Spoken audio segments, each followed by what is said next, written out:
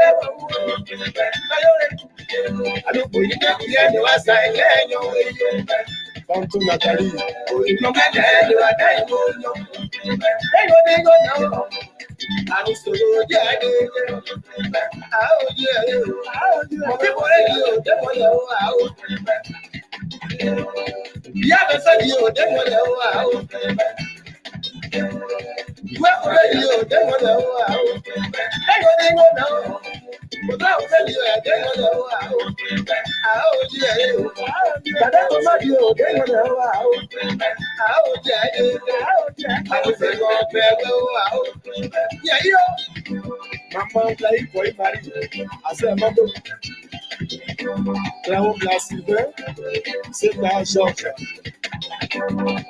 Nous, les pasteurs, non, la bague de Dieu, compris.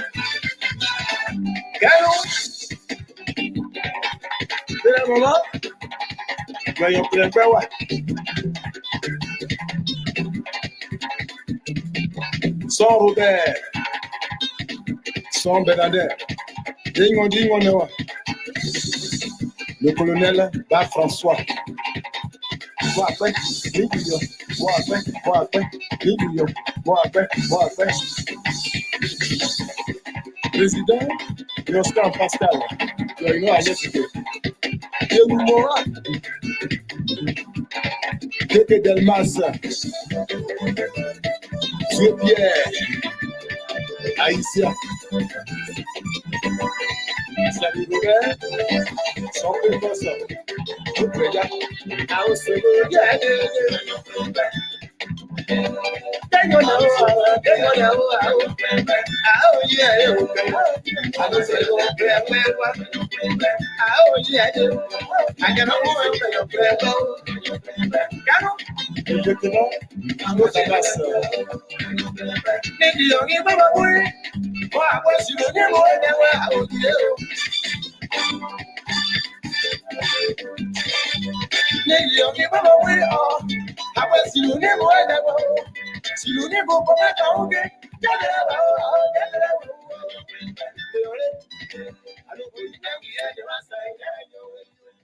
Okay, good evening, folks. We want to welcome our viewers and listeners across the globe. I'm Afonso and so to the Liberia Public Radio 10 LPR-TV. We want to welcome all of you here in tonight's program. As usual, this is All Things Considered. We want to welcome you. Thank you so much for joining us. Whether you are in Liberia, you are right here in the USA, or wherever you are, we say thank you so much. Just hit the share button. So welcome my own sister hitting the house. Sister Rita, good evening. Good to have you here. Clarence Davis is here. Gifty. Thank you so much for being here. Just hit the share button for us. Today is midweek. Today is Wednesday. And this is All Things Considered. All Things Considered comes away every Wednesday to right here at 8 p.m. Eastern Standard Time, right here on the Diaspora Informative News Magazine. Like Republic Radio and LPR-TV, all of the analysts that will be here very shortly, and we'll begin to scramble over to news making headlines in Liberia, other parts of the world, and of course, you as our viewers and listeners, you also will form part of our tonight conversations. It's the traditions of this network. We really appreciate you being here. Thank you so much, and always good to have you here. Just hit the share button for us, and we will get the program going shortly as we try to do a little bit of housekeeping here as tradition to this network. Whenever we come on, we make sure we get everything fixed up for you so that you can get a taste of what we do. And of course, your suggestion is always welcome on this network to enhance our conversation to make it to be the best. So, folks, welcome to the show. Let's take this quick commercial break, and we will be right back. In the meanwhile, let's bring in this rhythm. This is the sound that introduces the program, All Things Considered.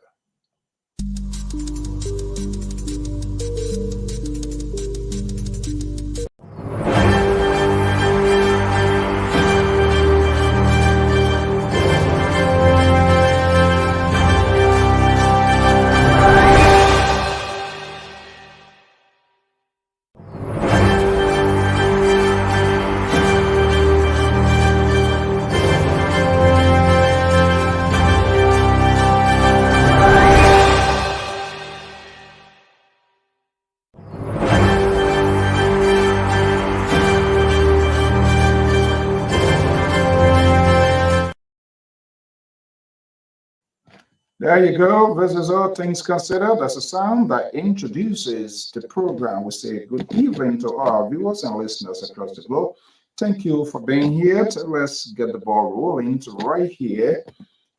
It's a little 8 minutes after 8 p.m. Eastern Standard Time, and we're going to get this program going to right here. This is All Things Considered.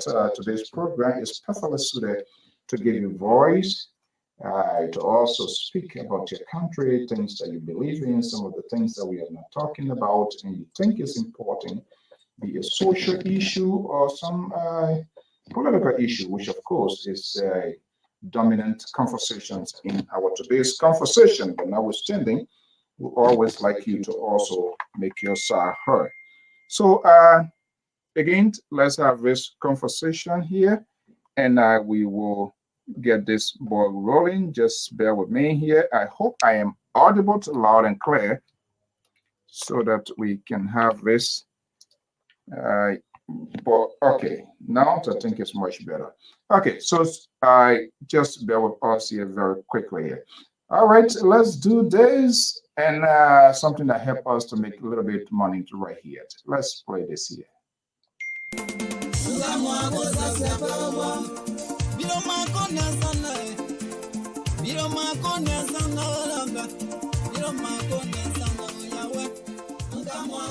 Do you want to share your events with the world? Why not contact us? We are Liberia Public Radio, LPR. We are the specialists in advertisements, commercials, radio and TV services. We have the professionals that can help you sell your products and provide live coverage of all events, such as weddings, conventions, graduations, reunions, anniversaries, sports, birthdays, baby showers, religious activities, funerals, and many more. Take your phone right now and call any of the following numbers: 682-433-8802, 267-648-6089, 484-786-3337 or 916-533-2048. Our customer service representatives are waiting to take your calls and give you the needed assistance. It is LPR, the home of excellent media services and your friends in business.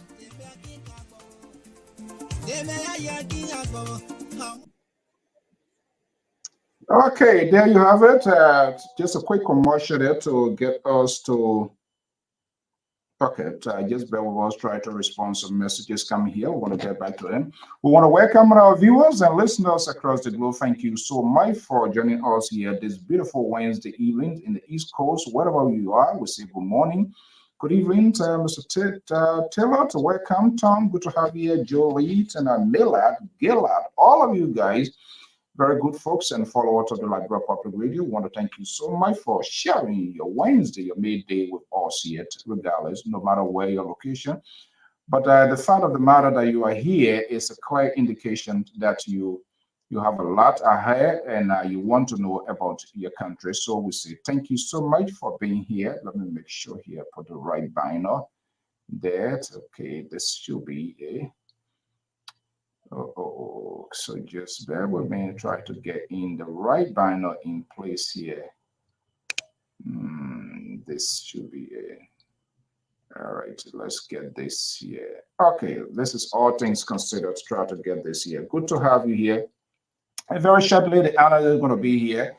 We know a lot of conversation is ongoing in Liberia. Of course, we know the history of our stable food when it comes to what it has done and continues to do, how influential it has become into our political space.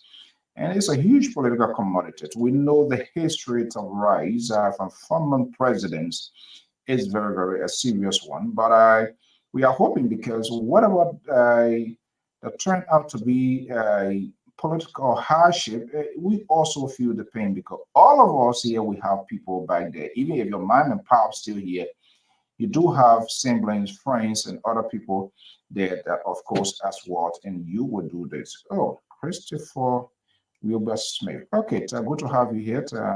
Maybe this is the first time, Vinicius. Good to have you here. So we're going to be having all of these conversations right here on this network and some of the news making headline as well. We'll try as much as possible to activate the headline here so that we will get your side of the story, what you think is so much important and why it is important to you, for which we are not discussing. All governments and even all of us as ordinary citizens should be able to take responsibilities on some of these things that are happening and what can be our own way of helping and giving a genuine conversation, not to exacerbate and not to politicize everything, not to be so partisanship, even to the extent the one that you support, anything he or she does, you see it to be the right way, and you do not want to take a holistic approach of situations for the betterment of our country. And this is challenging. And it is also in the media industry. People who even drive the agenda tend to change the narrative, tend to confuse the people because of their own interests as well. So everything is being reconstructed, put it into a different frame to make sure that you are giving misinformation. So it is incumbent upon you as well. We who sit on these outlets, different outlets, and provide this information. It is your responsibility as a citizen to also fact check this information to make sure what you are receiving is the truthful information, because all of it does have an impact into our actions or it perfect our way of persuade our way of doing things, because you hear it and you tend to believe it because you draw the judgment, or because it's coming from this person, that person, so it is true. That's not the case. So sometimes you have to go beyond the borderline to check this information as well, read or find it out, and ask all of the tough questions needed. Just do not agree with anything that comes within your space simply because it's coming from Mr. Trust. That's not the case. There are a lot of things happening nowadays. The social media, people go there and pretend to bring what is right, but it's not the truth story. So you gotta check because there are some here who come and it is because one of their own, they will do everything possibly they can to protect, defend. As the saying goes, each and everyone protect his or her own alligator. It was wrong yesterday, but it is good today because there are people out there. So what is being to wrong yesterday, today now is different, or this attitude of blame game. Give almost time. It's still soon. When it happened yesterday, who said X? Who said Z? Give all of these tons of excuses. This is not what our country deserves. This is not what we should be talking about. We can help the people that we support that are even in authority. If they're doing it the right way, we must give them the credit. We must talk about it. If they are going off track, if they are being making some wrong policy decisions, we must also discuss that.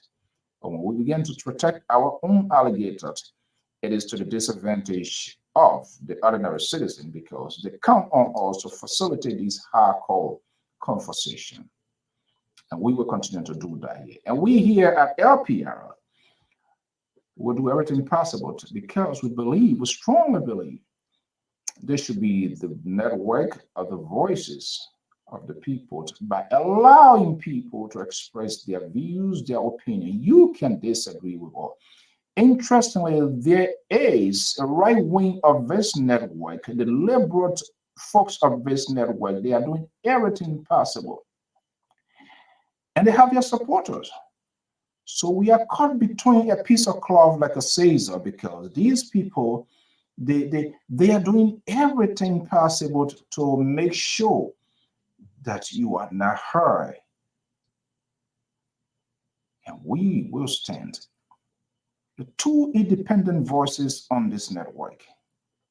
You have some that when people call because they are not speaking their language, their tone, they create artificial phone, they disable their phone lines just simply because they do not want you to talk. Their phone lines addicted to certain group of people and they do not want to hear certain segments of the Liberian society to be part of this national conversation. They don't get it. They yet to understand that we are talking about a sovereign nation, regardless of the country being honored to develop. The liberal wing of this network is being headed by the liberal guy from the liberal state of Sacramento, Samson Toll, and Jerry Bacon right here from my own ocean state of Rhode Island. He also, because he next to Ted Kennedy. So they are doing everything possible to restructure, reinvent cases and present things as if they are true, to the extent they are unable to hold their own accountable. So I'm wondering what sort of liberal group they are. But thank God, Dr. Malik Jones is here. The Minnesota politician Tara Collins, who is on the other side. Yeah. But guess what? We got a new recruit. Watson Ketter has now realized, even though he's a reaction, we are not going to just sort of rely on them because they are very inconsistent. They always want people to speak their mind. If you don't, then you become a hater. So in as much we are open as unlike the liberal wing, who can only identify phone calls, who pick up certain phone lines because they speak their language, we are not like that. Mally Jones and myself, we will continue to do what we do. We will stand against these folks who are doing everything possible to liberalize this network. Watch and see on some of these talking points. They will say it and they will incite political correction because they do not want to be caught. This is how he presents himself, and let's watch and see.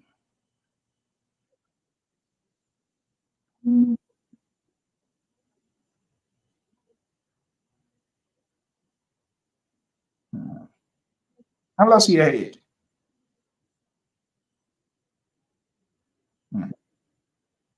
What you say?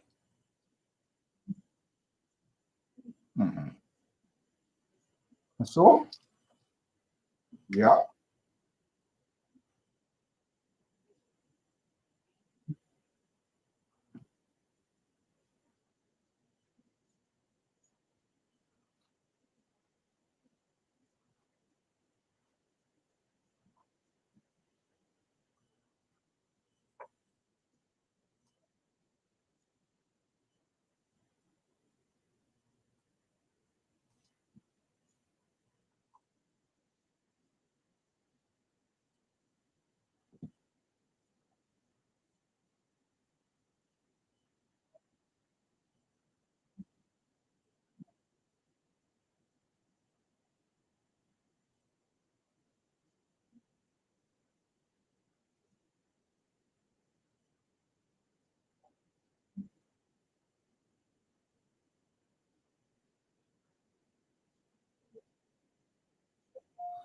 Okay. There you hear it. It is a guy who is leading this sort of conspiracy on this network. He doesn't want to hold his leader accountable. But he coined it. Folks around him, those were the same words that were deployed yesterday when it was bad. Well, if you have people that are around you, who brought these people? Who are they, by the way? How they got to this position, they are doing what they are doing. My guess, and you will agree with me, they were appointed. They didn't get to those positions by themselves. So if we all slam and bash Nathaniel McGee, the Jefferson Koji, and all of those people who didn't even do President George, we are good, and we were calling on the president perhaps to dismiss and get these people off. Now you have the liberal is reconstructing a case. The people who around, who are those people, how they got to those positions. The liberal is unable to call the name of the person who brought these people on board because he wants to be politically correct. Let's listen to him. And he's more welcome here to defend his position. No. Okay. Mbapa. Yeah.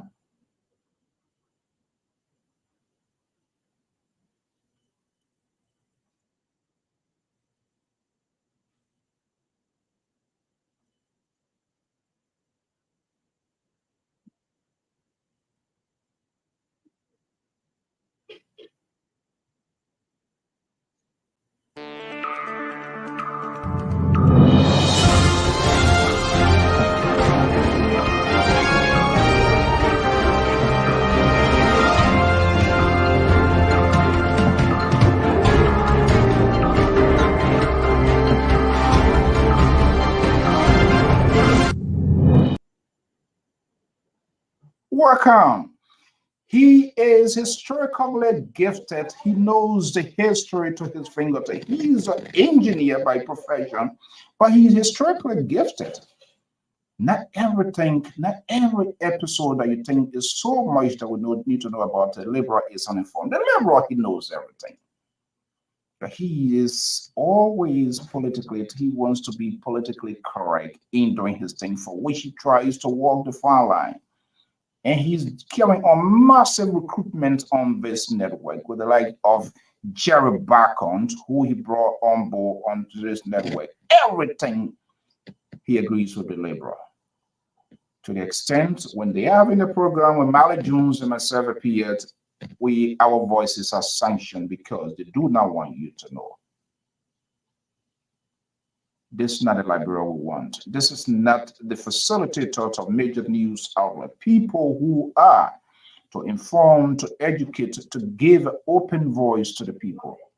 The liberal and his liberal ally on this network are in it, and there's no indication that it will come toward their end. But thank God, Mally Jones and myself, we are in it. So Talking about Dr. Jones, he had a very beautiful week in San Diego, California. This is why they never showed up. There was an invitation. The liberal and his ally didn't show up. But guess what? One of his allies starving in the back yesterday. He went to Liberia, he was going to Liberia, and he sent a message 3 o'clock in the morning in a group chat. And they were holding him accountable. Oh, you left yesterday, you left the other day, you didn't tell. But they were having all the tabata with Jerry back on and all of that. Dr. Jones, Marley Jones, who is now the education analyst of this network, one of the two of the independent voices on this network, had a great weekend in San Diego, California. There was an open invitation. The Labour promised to go there just right within his proximity. But he said, we do not share the same political ideology, and he never wanted to be part of us. But this is how the colorful ceremony begins in California, San Diego. Let's watch and see. He's here. I'm not going to be like him. Let's watch this and see. And I'm going to bring him on. Let's see here. I will bring him on here. Let's okay. Just bear with us.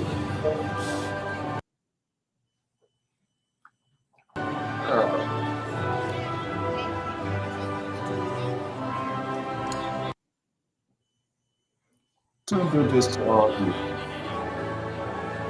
This is at Pico Park, that is in San Diego.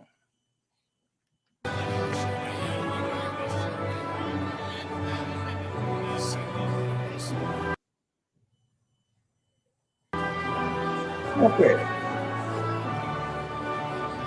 Welcome to that. I'm not going to be like him. Let's get this off here. He's here.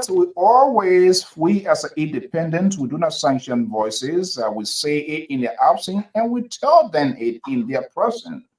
That's the difference with us. And then they suppress our views and our opinions. Here come the most liberal on this network, Samson Bloco Bronto. The Liberal Progressive, good to have you this Wednesday. Good evening, Mr. So. Thank you for having me. As usual, the Liberal is here to assist and make sure that the Liberian Public Radio remains neutral in everything it does. And so we're here to make sure that we carry on that function effectively. Did I hear you saying neutral? So it seems you're pivoting in our directions to make it more independent, correct?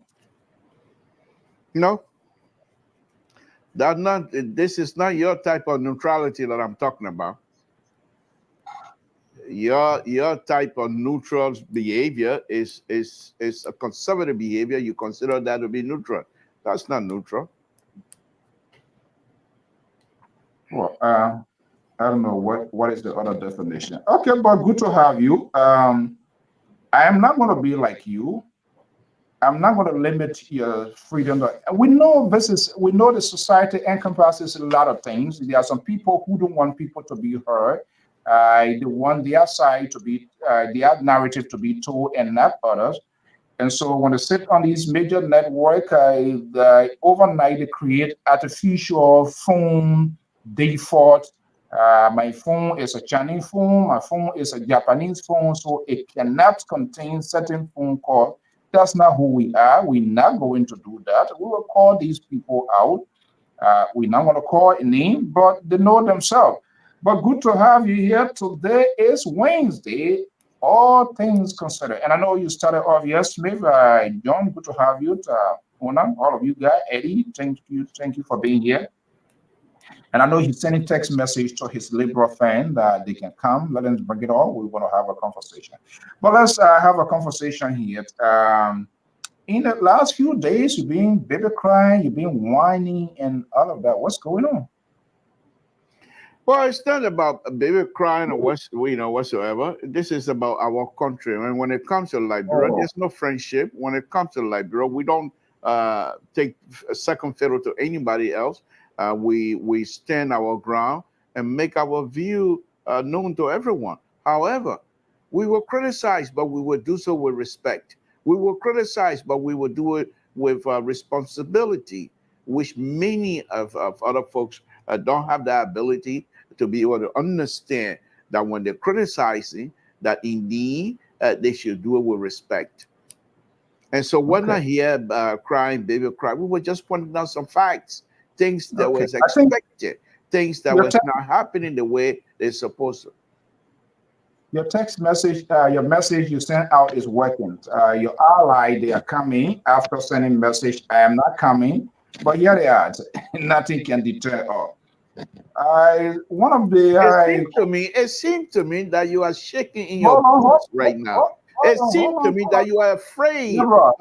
of Jerry Bacon and Mr. Toll this afternoon. I'm not too sure why will you be afraid? We're here to simply engage you and make sure that Hold you're on, running the hold show on. and make sure Excuse your show goes on peacefully. Mr. Hold on. You are not in charge of the microphone, who to speak, who not to speak. So let's be careful.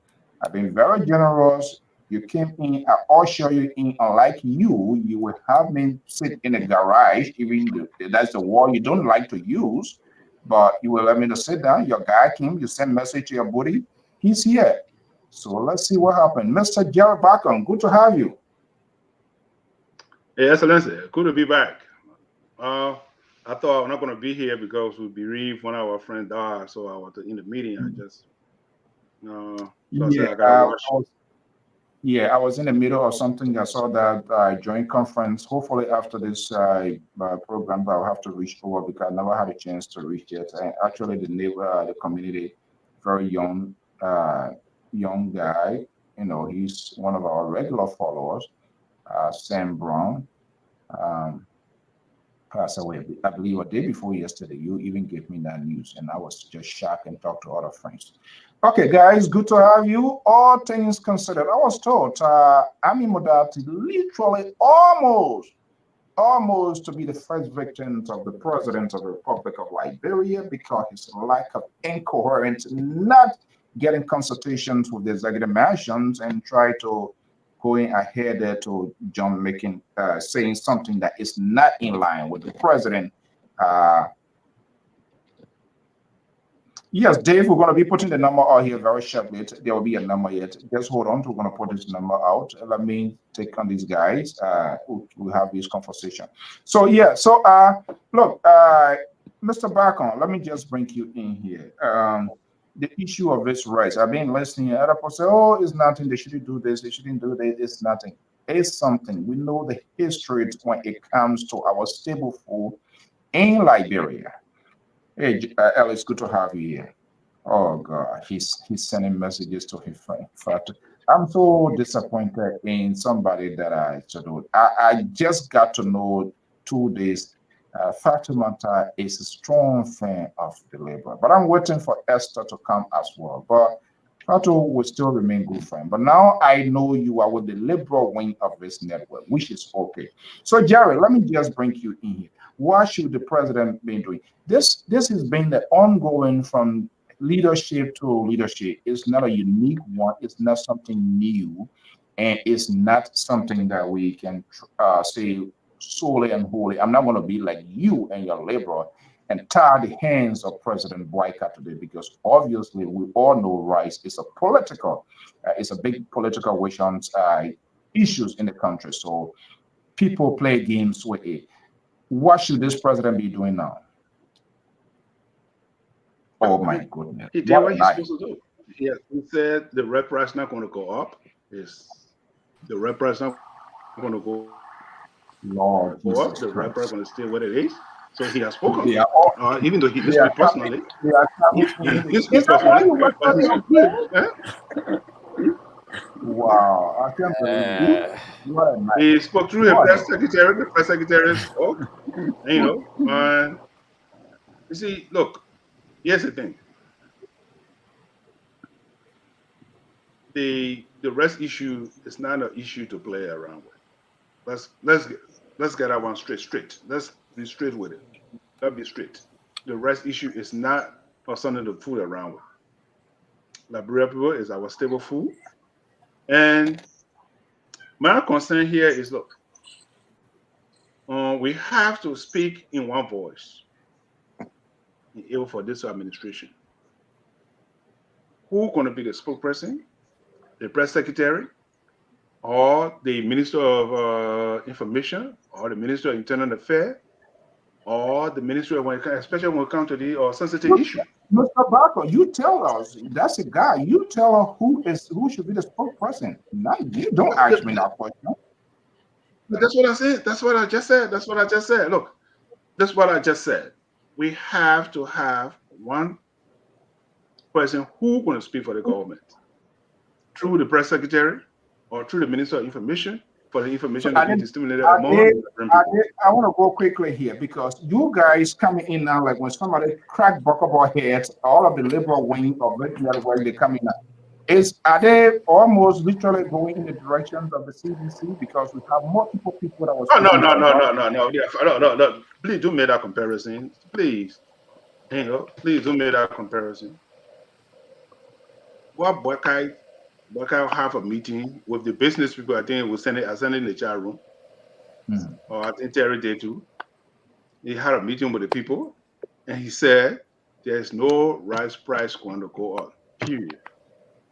But my concern here is the Minister of Commerce, with the consultation with the President, or even though he's the Minister of Commerce, or before he makes such a statement, told the Liberian people, at least it should have been consulted with the executive mansion before he made such a statement. That didn't happen.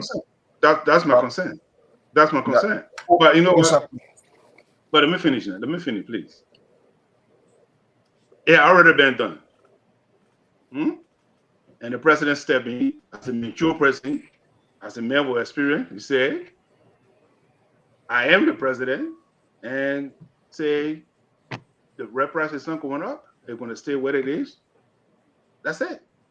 So what else do you want him to do it? The man has said it. He said, no rep price is going up. He has said it through his spokesperson. What else do you want the president to do? What do you want? Okay, well, I know you can say it may be the liberal. Terry, Mr. Collins, good to have you. Good evening. Yeah, Mr. So good to have everybody and welcome, and to everybody, liberal, and Mr. Bako. Thank you. Yes, sir. Yeah. He calling his guys. Oh my goodness. Oh. So let me bring you in the liberal. You heard it from your patron, Mr. Bako. Multiple people speaking for this government. Do you agree with me?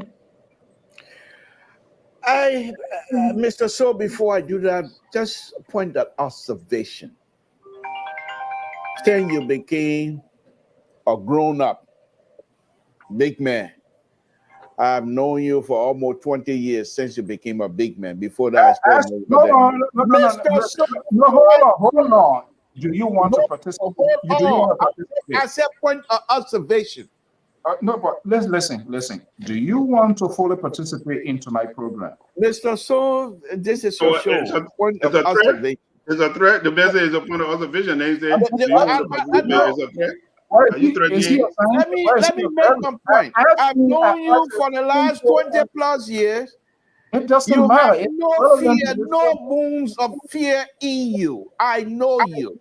When the fire is blazing, you walk in. When there's some trouble somewhere, we see you, you're there defending. But you're shaking in your boots here tonight. Just upon the observation. Are you afraid of the liberal side of this platform, Mr. So? Why? Your voice is screaming. Mr. So, this is not you. But I feel bad for you. And I think Terry, and myself, we will make sure to compensate you because your buddies are not here. We will not be as liberal in our disposition. In other words, when we're telling you what we believe in, we will try to put a little ounce of conservatism. Mr. So,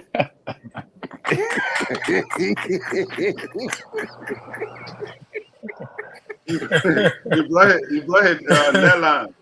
The independent voices. Leland. He brought his Leland. I think this is going to be interesting. He brought his Leland. So, like, what your question was, what would body the So your time is over. We're moving on time.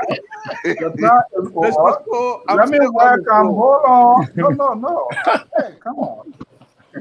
So, this country runs on time. When the plane is about to take off, it doesn't blow horn. You stay in the runway, you're on your own. Folks, let's welcome one of the independent voices of this network, Dr. Marley Jones. Dr. Jones, good evening. Welcome. Oh, Patron, thank you very much for welcoming me. And my greeting to Collins and Mr. Barker and the Laborer. I just want to throw in a little appeal in there that the Bible says, the Bible says, tooth for tooth, eye for eye, but we're not in a new. Oh, now you become a theologian too. Now you become a theologian. So I think as I talk, Okay. No, maybe Collins will come in. I think Collins will come in to smoothen the rough edges. But I think the idea of tooth for tooth and eye for eye was in the Old Testament. Now we're in the New Testament. So I will appeal to the moderator. You're 1 foot in Old Testament, the other foot in New Testament. Everybody in New Testament. I want to appeal to the moderator, the CEO, to extend pardon, to the Laborer and his co-supporters.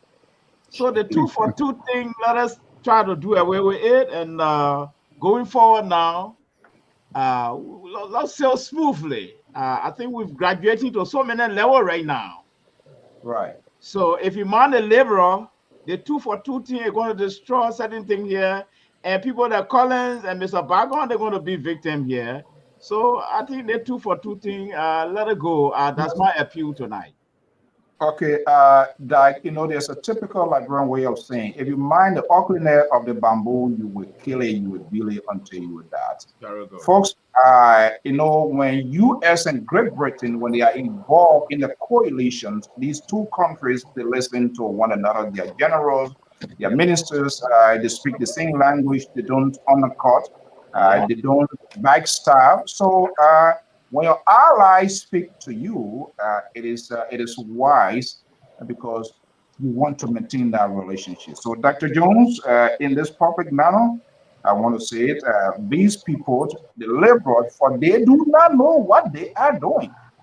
So we will bring them that happen. We will brace them. There is no bad boy for the child.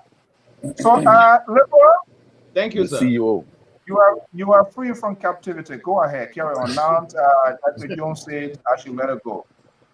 Carry on. Thank you. Thank you, Dr. Jones. Again, welcome. The point that I was making, and I will still make that point with respect to President Buckeye and the rights issues along with the Commerce Minister. I think the Commerce Minister survived, I believe, strictly because President Buckeye is not the type that will be vengeful and try to embarrass us, because all of these people, he consider them their kids. So if any one of them make a mistake, public mistake as that rate, he would not chastise them publicly, but they have means of having conversation with your kids where they will understand your position. And here's the interesting thing here. When President Buckeye made that statement that there will be no price increase, he didn't say, even though the minister, no, he didn't even mention it. So basically, he's saying, when he made that statement, was that we are together. My minister spoke, but the minister knows the last word is with me. The buck stopped with me. And I will use that power tonight not in a disrespectful form to the minister or not to degrade the minister, but to simply say to you, the rice importer, rice price are going nowhere. And this is how the leadership is supposed to work. You don't wait until you find the minister, the commerce minister by the headquarters. So let me make my point, please. No, we're not going to wait. Hold on, I'm coming 1 second. I'm not you. Somebody's calling. I just want to let them know. As soon as we open the lines, I will pick up your phone calls. We're just trying to do a little bit of housekeeping. Go ahead, Liberal. Unlike other people, where ministers and stuff can disappear, this is not happening under this president. This president is a genuine person, and this president is going to do all he can to make sure that even the ministers will be brought together and make sure his agenda is carried out effectively. Mr. So, thank you. Okay, thank you so much. Let's keep it succinct, except one person might have a dominant role here, and it is simply because we want to maintain that relationship. But Terry, let me just bring you in if you read it. President Emeritus, Mr. Sandit, will be opening the line very shortly. This is so. This misstep, it's been repeated over and over from the prime man and other back. I don't think this is what we all anticipated with somebody with vast experience. Of course, no one is infallible. We're going to see these things happening here. Should some sort of action be taken to avoid these sort of things happening? Because this seems to be like a disconnect. These were some of the problems we saw yesterday. They were not contained until the train got derailed. Here we are. There are some important things. You've got to get the ears of the overall house, which is the executive mansion. Army did not do that. He literally, and I was told that meeting was tense. The old man was really, he will release his first raft of executive authority to let him go. But they hang in there. That's a escape to victory. Can they afford continue doing this? Well, Terry? I would say no. If I was the president, I would have suspended. Welcome, Esther here. My ally is here. Esther, Clark Fedras, good to have you. Go ahead. If I were the president, I would have suspended Amin Moda at least for 2 weeks or a month. All right, and but again, to every rule, there are exceptions. There are certain people in any given society, for that matter, or there are certain things that they will do. You, no matter what happened, you just got to let it go. And I think Amin would be that kind of person, especially his first time holding that kind of position. I think the president saw the need to let it go. But again, it's a bad signal that is sending to the leadership of President Boka. And if he do not take action now on his own relative, it will appear as if that his government will be lenient. And many other things will go. Because another thing is reflecting on Amin is that people believe that Amin is a Lebanese man, which of course his father was a Lebanese man. All right, but his mother is a Liberian. So, and trying to allow the Lebanese people to dominate the rice market does not augur well for him. It does not reflect good on him. It seems as if to say he's trying to he working with these people to leverage the rice market to his Lebanese brothers. That's how it look like. So that is the reason why he have to speak up, and President Boka have to take action on him. If he do not take action on him, it will not reflect a good. It will not look good for President Boka leadership, because the whole thing is messy, and I don't want to be political about it. Try to butter it and try to play with it. It don't look good for us right now. Yeah. It don't look good for. I'm not sure whether your allies agree with you. But let me break in Dr. Jones. Let's get the independent versions of this Tabata. Terry try to put something in a glass building here, and Libra on the other hand doing this Jerry Bacon. Oh, look, Dr. Jones. Yes, sir. Okay, they said yeah, according to Terry, in others in society, yes, there are other people will always escape to victory, even if you did it. If other person did it, that wouldn't just go. Now, with this here now, because we all talk about this thing, we frown on it. This was one of the main problems, the weaknesses of the former CDC-led government, where anybody from anywhere, any place who felt they had the ears of the president, they would just make unilateral decisions without getting the consent of the executive. And these things, we saw the outcome of it, and as if they speak and the national government doesn't, it represents the executive or the president is said. Yeah, we are. I mean, he's not a child, he's not a kid. He knows what this whole right situation is like in the politics, by the politics of Liberia. Now they let him go. I believe Terry took a bold step, say, well, they could have done that. The Liberal would not say a Jerry Bacon would not come here and say this person needs to be reprimanded. That's not the case. Now, if any other senior government minister did such a thing, will the president comes and put in suspension or fire? Well, before I come in, I first of all want to take this time to extend my thanks and appreciation to all the panelists that wish me well in my academic journey. And I also want to extend my most happiest congratulations to CEO who, above everything, put aside all his responsibility, including his job, and decided to go with me to California to join me in the joyous celebration of the acceptance of my doctoral credential. And I think he went beyond the level of friendship. I don't know how many people would have made the sacrifice to put aside their family, their job, to fly. Only folks with the independent mind, Dr. Jones. Liberal cannot. And those independent, I think you two need to have your two shows together where you can be praising each other.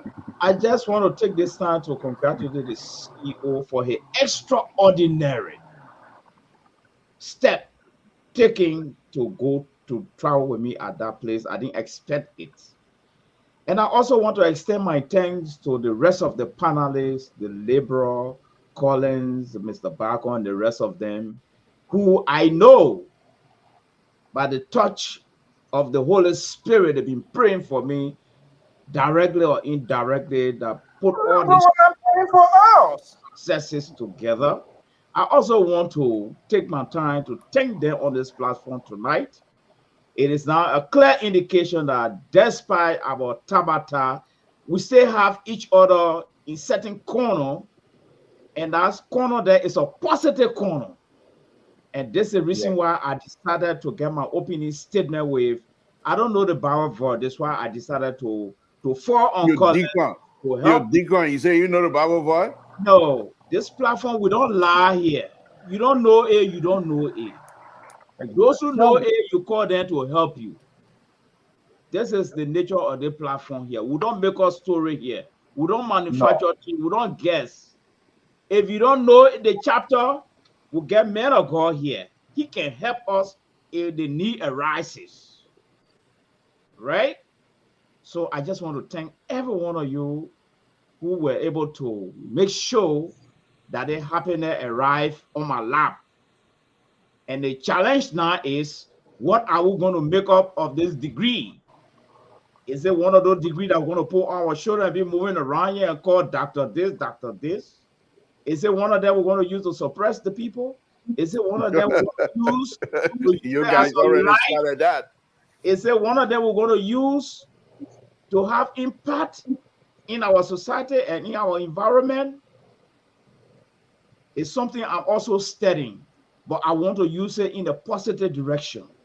The degree by itself is a lifeless instrument. We have to put oxygen in it before it moves.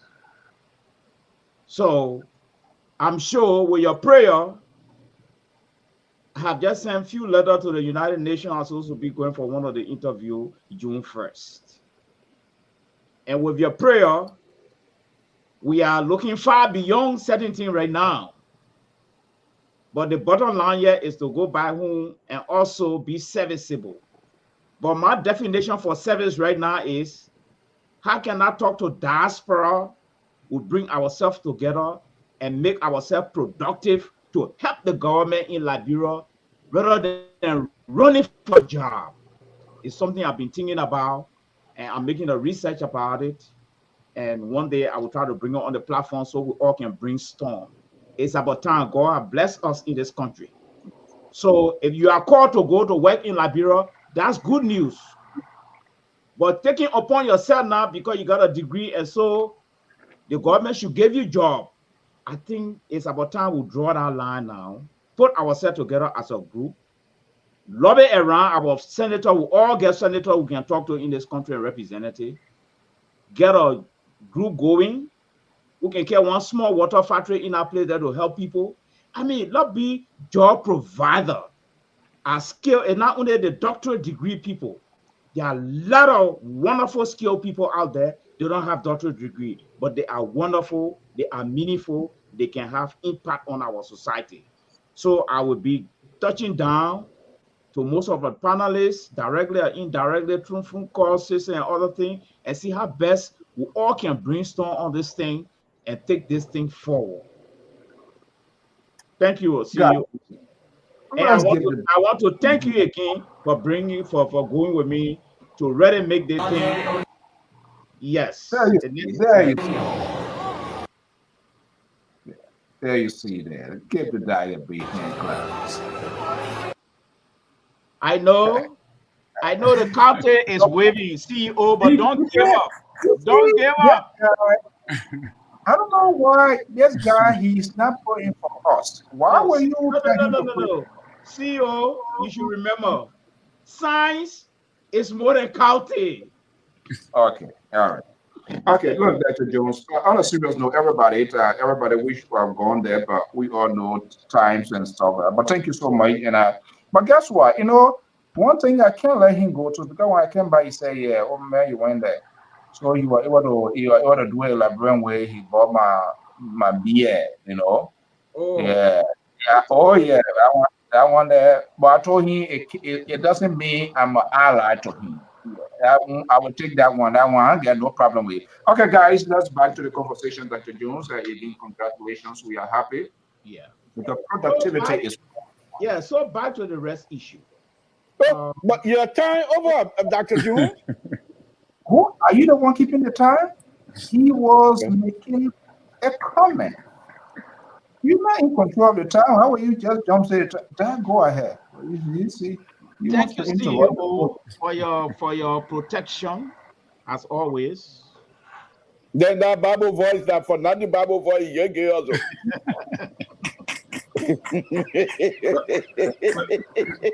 The many have been changed to Reverend. Many have been changed to Reverend instead of Doctor, and I be Reverend. For nothing Bible voice, you and the man come and behave like that.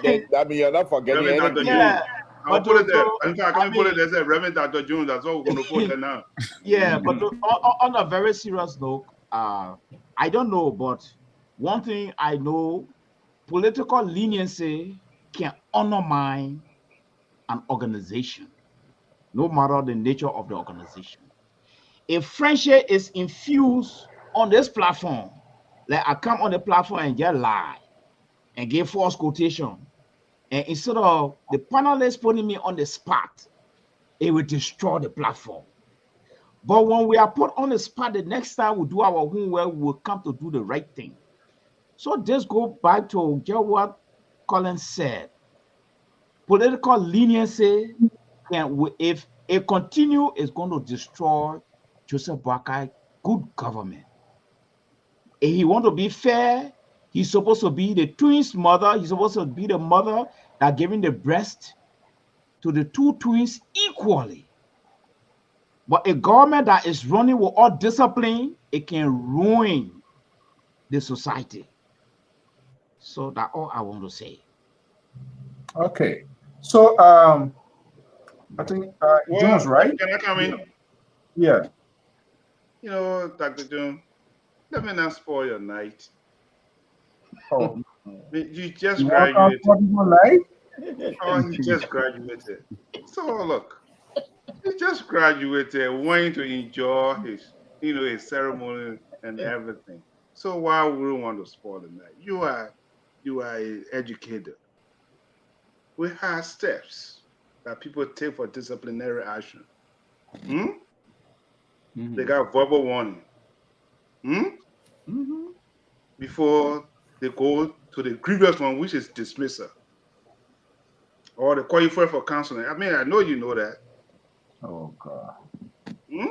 Yeah. Then before you can get a man written warning because of his past experience. Look, we can't just leave and go straight to the final one, or depend on nature. That can lead to his dismissal. Mr. The Minister of Commerce, he's a responsible person in our community.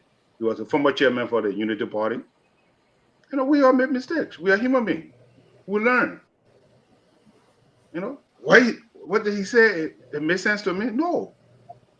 But that's could not just go right away and say we want to dismiss it. So I want to stop there because you just wore your gun, and I don't want it to come and spoil your gun. That's why there. Let me step in here, Jerry. Let me just say this here. Dr. John, once again, congratulations. But I think we have to understand here why the CEO was over there. That's his responsibility. He's the chief of the entire network. So if any of us having some good time, good things happening, he needs to be there. That's why he's the CEO. So I'm not here to come kumbaya on that one there. But what you guys and tomorrow I will go deeper into what you and the CEO did to me. I will go deeper into that. But that's not about that tonight. But let me just say this here, folks. Not a big personal with us. The what? Why we here? Why not say it so we can speak for ourselves? Okay, that's fine. That's fine. I don't think I would take too many of my time. That's fine. Yeah, okay. The day of the graduation, Mr. So and Dr. June were having breakfast in the morning around 9:15 when I got a call from Dr. June. Can you put that picture up? What picture? I don't. CEO, put a picture up. Put that breakfast picture up. Put it up. Let it proceed here. No, not that one. I mean the breakfast, not the one you're looking at. Food, man. Get the breakfast up in the corner there. Put the breakfast up. I don't want to see CEO looking at food, man. That's what I'm talking about.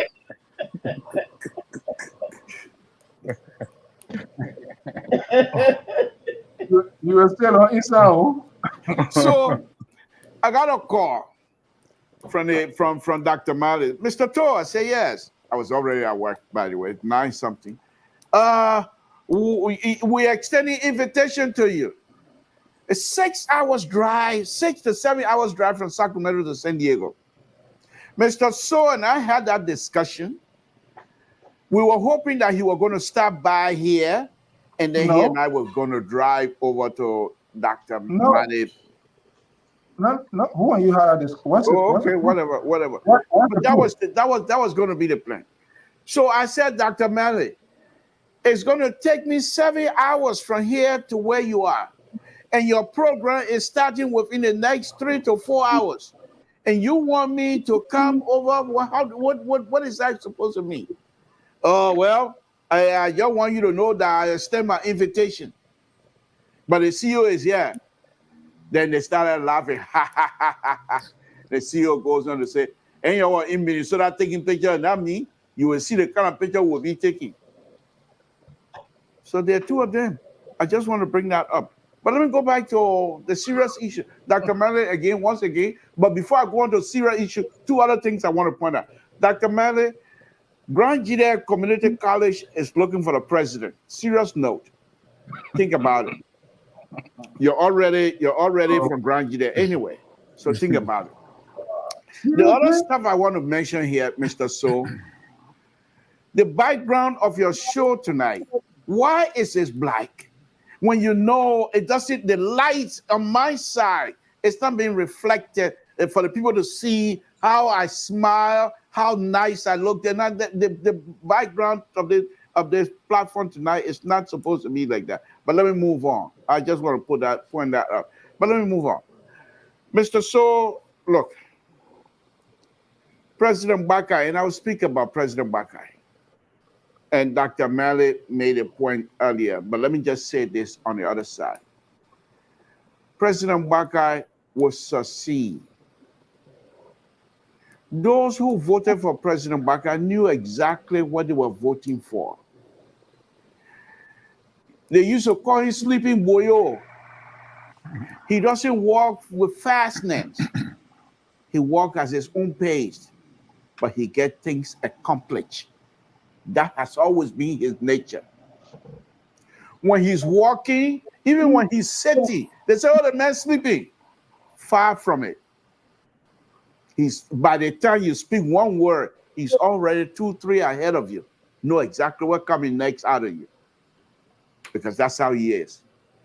The wisdom on our father is unbelievable. He will succeed. The right issue in Liberia, it's not going to deter President Bakai to be successful. Now, let me say this again. I am not naive. I know President Bakai cannot do all of this by himself. And that's why he decided to point fingers at certain individuals among us Liberians to say, I need you to help me carry out certain policy. Now, if these people are somehow have some sort of a flawed character that they are unable to succeed, you can't blame President Bakai. President Bakai is going to try to tutor them to say this is what you need to do to be successful in your daily activity as minister. President Bakai is not going to be firing people left and right. That's not how we do business. So I just want people to understand that. And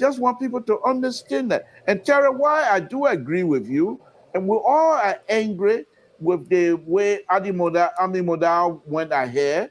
But Ami Modal, he should be allowed to be independent. But in that independence behavior, I believe he should have contacted the president to say this, because Ami Modal should be someone, he's not that young. He should be able to understand Liberia and rice issue. And if you're going to make a decision, just like Florence Chinaway, making decision to raise the price of rice, thinking that she was going to help the president, President Tower, because if she believed if she was to raise the price of rice at that time, that the rice production in the interior would have been going up because people would have seen more money coming in. What he didn't realize, she didn't realize, was the progressive in the city of Monrovia were going to capitalize on it. And so by the time president got ready, it was late. In fact, immediately after the rice riot, President Tupper went on the national radio to pretty much apologize to the Liberian people. So this is not the first time that we have had similar situation. I just want these young people that are going to be around the president to a little bit look at their own history. When you're making these decisions, look at Liberian history. What has happened in this type of situation? Mr. So, thank you. So you just took almost 10 minutes of time just to be the fixer. Are you the new fixer now? This is unbelievable. We shouldn't blame him. We should just talk about it. That's just being dishonest. He was appointed by the president. The president is the one that can chastise him. Why you can't talk your own? Talk your own.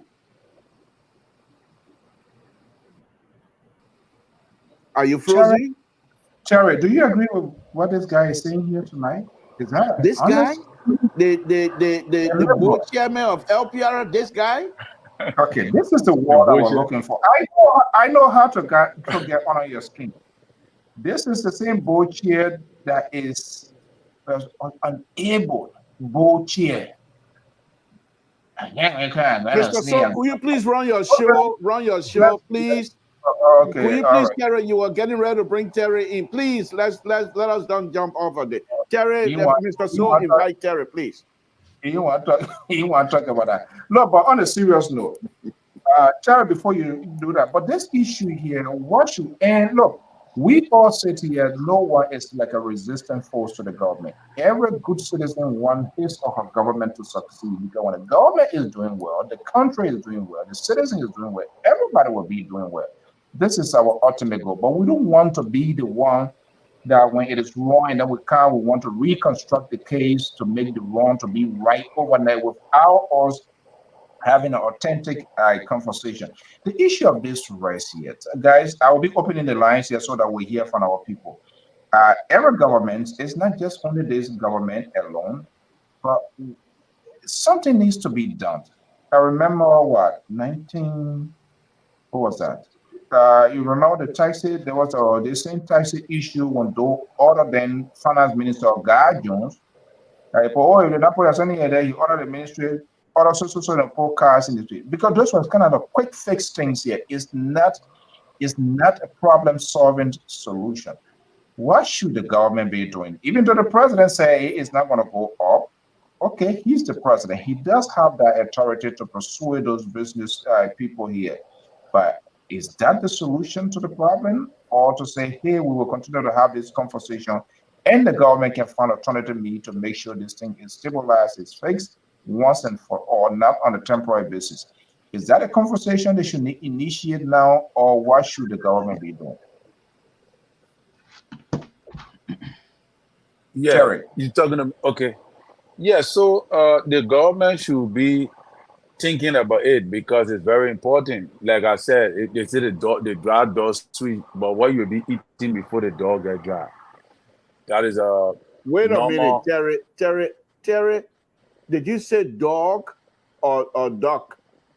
The dog, D-O-G. You know, dog. Well, that is a parable. That is a Liberian parable. It doesn't mean that people are eating the, even though in America I know it sounds weird, but yeah, but it's a parable. It's a Liberian parable. All right. Okay. Yeah. So, yeah. So, but however, Mr. So, we have to. You see, what I'm looking at is the Liberian community in the diaspora need to come together and go to the president. Like the president opened up the opportunity that he's willing to work with Liberians from the diaspora. When he came to the United States, those are some of the things he said. Even after his campaign, he opened the opportunity. He said, let Liberians come. So what we need to do, we need to get ourselves together and go to the president and say, look, you know what? We willing to bring rice. Give us the rice market as well. Let us become part of the process. But with talking it on the show all the time, everybody just talking, and we're depending on the government to do it. The job will never be because the president does not have the mechanism to enforce that strategy right now. It will take time for him to do it. We as Liberians in the diaspora need to get together. Liberia do not have money. That budget that cannot. He calling us to do what? He calling Liberians in the diaspora to look in the society and see where there is deficits that they can help to cover up by involving into business and other things. Liberians can go there and say, you know what? About 10 Liberians can come together, 10 Liberians in the diaspora that get money can come together and say, you know what? We will volunteer to bring rent and determine the price. Once we do that, the Lebanese people will not have power to control our market, our rest on the market. We can influence the market, the rest market. Look, we can't take some sort of sentimental conversations or decision because this has happened. What you're saying now, which of course I agree with you in your analysis, but it's not just how it's gonna work. Those are long-term conversation because we're not just only talking about, oh, I'm coming to you, Mr. Barker. It's not just about, okay, let's say now, yes, immediate solution needed. But this is a very, very critical and strategic, very, very much important component of our political process, which is, of course, is right. So it's not just something government going to do. What happened when we saw the market crash here? What happened? It was the federal government came in, built out people. So this is where the subsidy comes from. So if you say the president called 10%, then Joy, we are all being telling you, your can't. The people that went, what happened to them? Their own people who put them there when they went, what happened to them? And they end up running overnight to come back. So the government needs to come up with a strategic plan, conversation with donors, partners. You don't want to have a sort of hasty decision making. Okay, you're listening, you're not bringing it, you don't bring it again. Okay, they sit down. They too do a lose. The government does have an authority on that. But you are talking about the repercussion of that. Who are those people? Where is the money? Is that the government going to subsidize that process? Can they maintain that process to be the supplier to the market?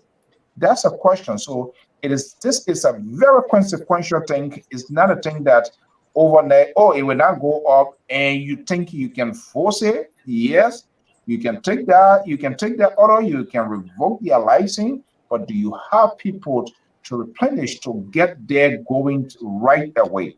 Those are things that need to be. Mr. So I agree with you. Right now, the government, like I was listening to Spoon Talk, they say, oh, President Boga is not going to subsidy the rice. Right now, the quick immediate impact that he need to do to curtail that particular price of rice is to subsidy it. He have to do it because if you don't do it, the rice price will definitely go up. That is just a normal thing. But I'm talking of how can we solve this rice problem? Solving this rice problem, we cannot depend on giving subsidy. That's too much money that you're giving to waste. You're wasting the money when you give subsidy. You're not, that money that could be used to do a lot of things to pay other people that need help. Giving people who bring. So I don't get it. But okay, I can't open the line because I think people got a call in. But let me go to Jerry Barker. Mr. Barker, do you agree with Terry? Now, when you're talking about to subsidize, the government, we're not just going to act like Samuel Tuer, when they say they were doing whatever, they gave money to people who no accountability, no phone number, no established business institution, nothing they have on it, and at the end of the day, it all helped to get us into this mess. That's the vehicle you carry now. You are trying to drive all in here. Now, if you say, are we talking about government to give subsidy to the current people that have the license of the owners of the importers and say, they don't want you talking about, all the government should be able to go out there and grab 10% and say, you the one going to be there. Is that what you're talking about? I'm talking about the people who bring in the rice. The people who bring in the rice that we have been giving subsidies to. There's some 12 people that have been giving subsidy to the same Lebanese people to bring the price down and make the price at a certain rate. I think in my mind, is not a good strategy because it is not working. That is what brought us to where we are now. So I'm not saying that we should give subsidy to other strange people Liberian bring them. No, I'm talking about the very people that bringing in the rice that is controlling the rice price on our rice market. We have to give them this subsidy temporarily, initially to bring, but that is not it's not going to solve our problem. That is the reason why today we're having this discussion, because they are threatening to carry the rice price up because the subsidy was not given to them. So I'm saying the subsidy is a waste of money. Over the period of time, think about how many. You've been giving 11 million, or 20 million. Every year you give that money to.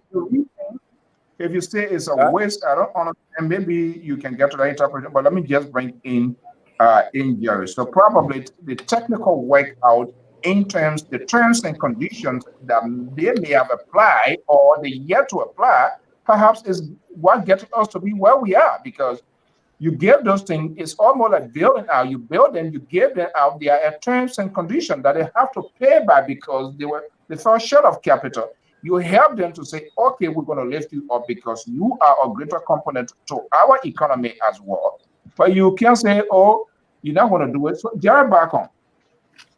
Let me just bring you in. I'll come with Dr. Jones. At the same time, I'm going to put the phone number up because I think people need to call in to talk to their government. What could be a workable strategy, long-term goal, not this one thing yet? Because every time this thing comes about, we talk this thing, one thing over and over, and people find a quick fix solutions and not a long-term.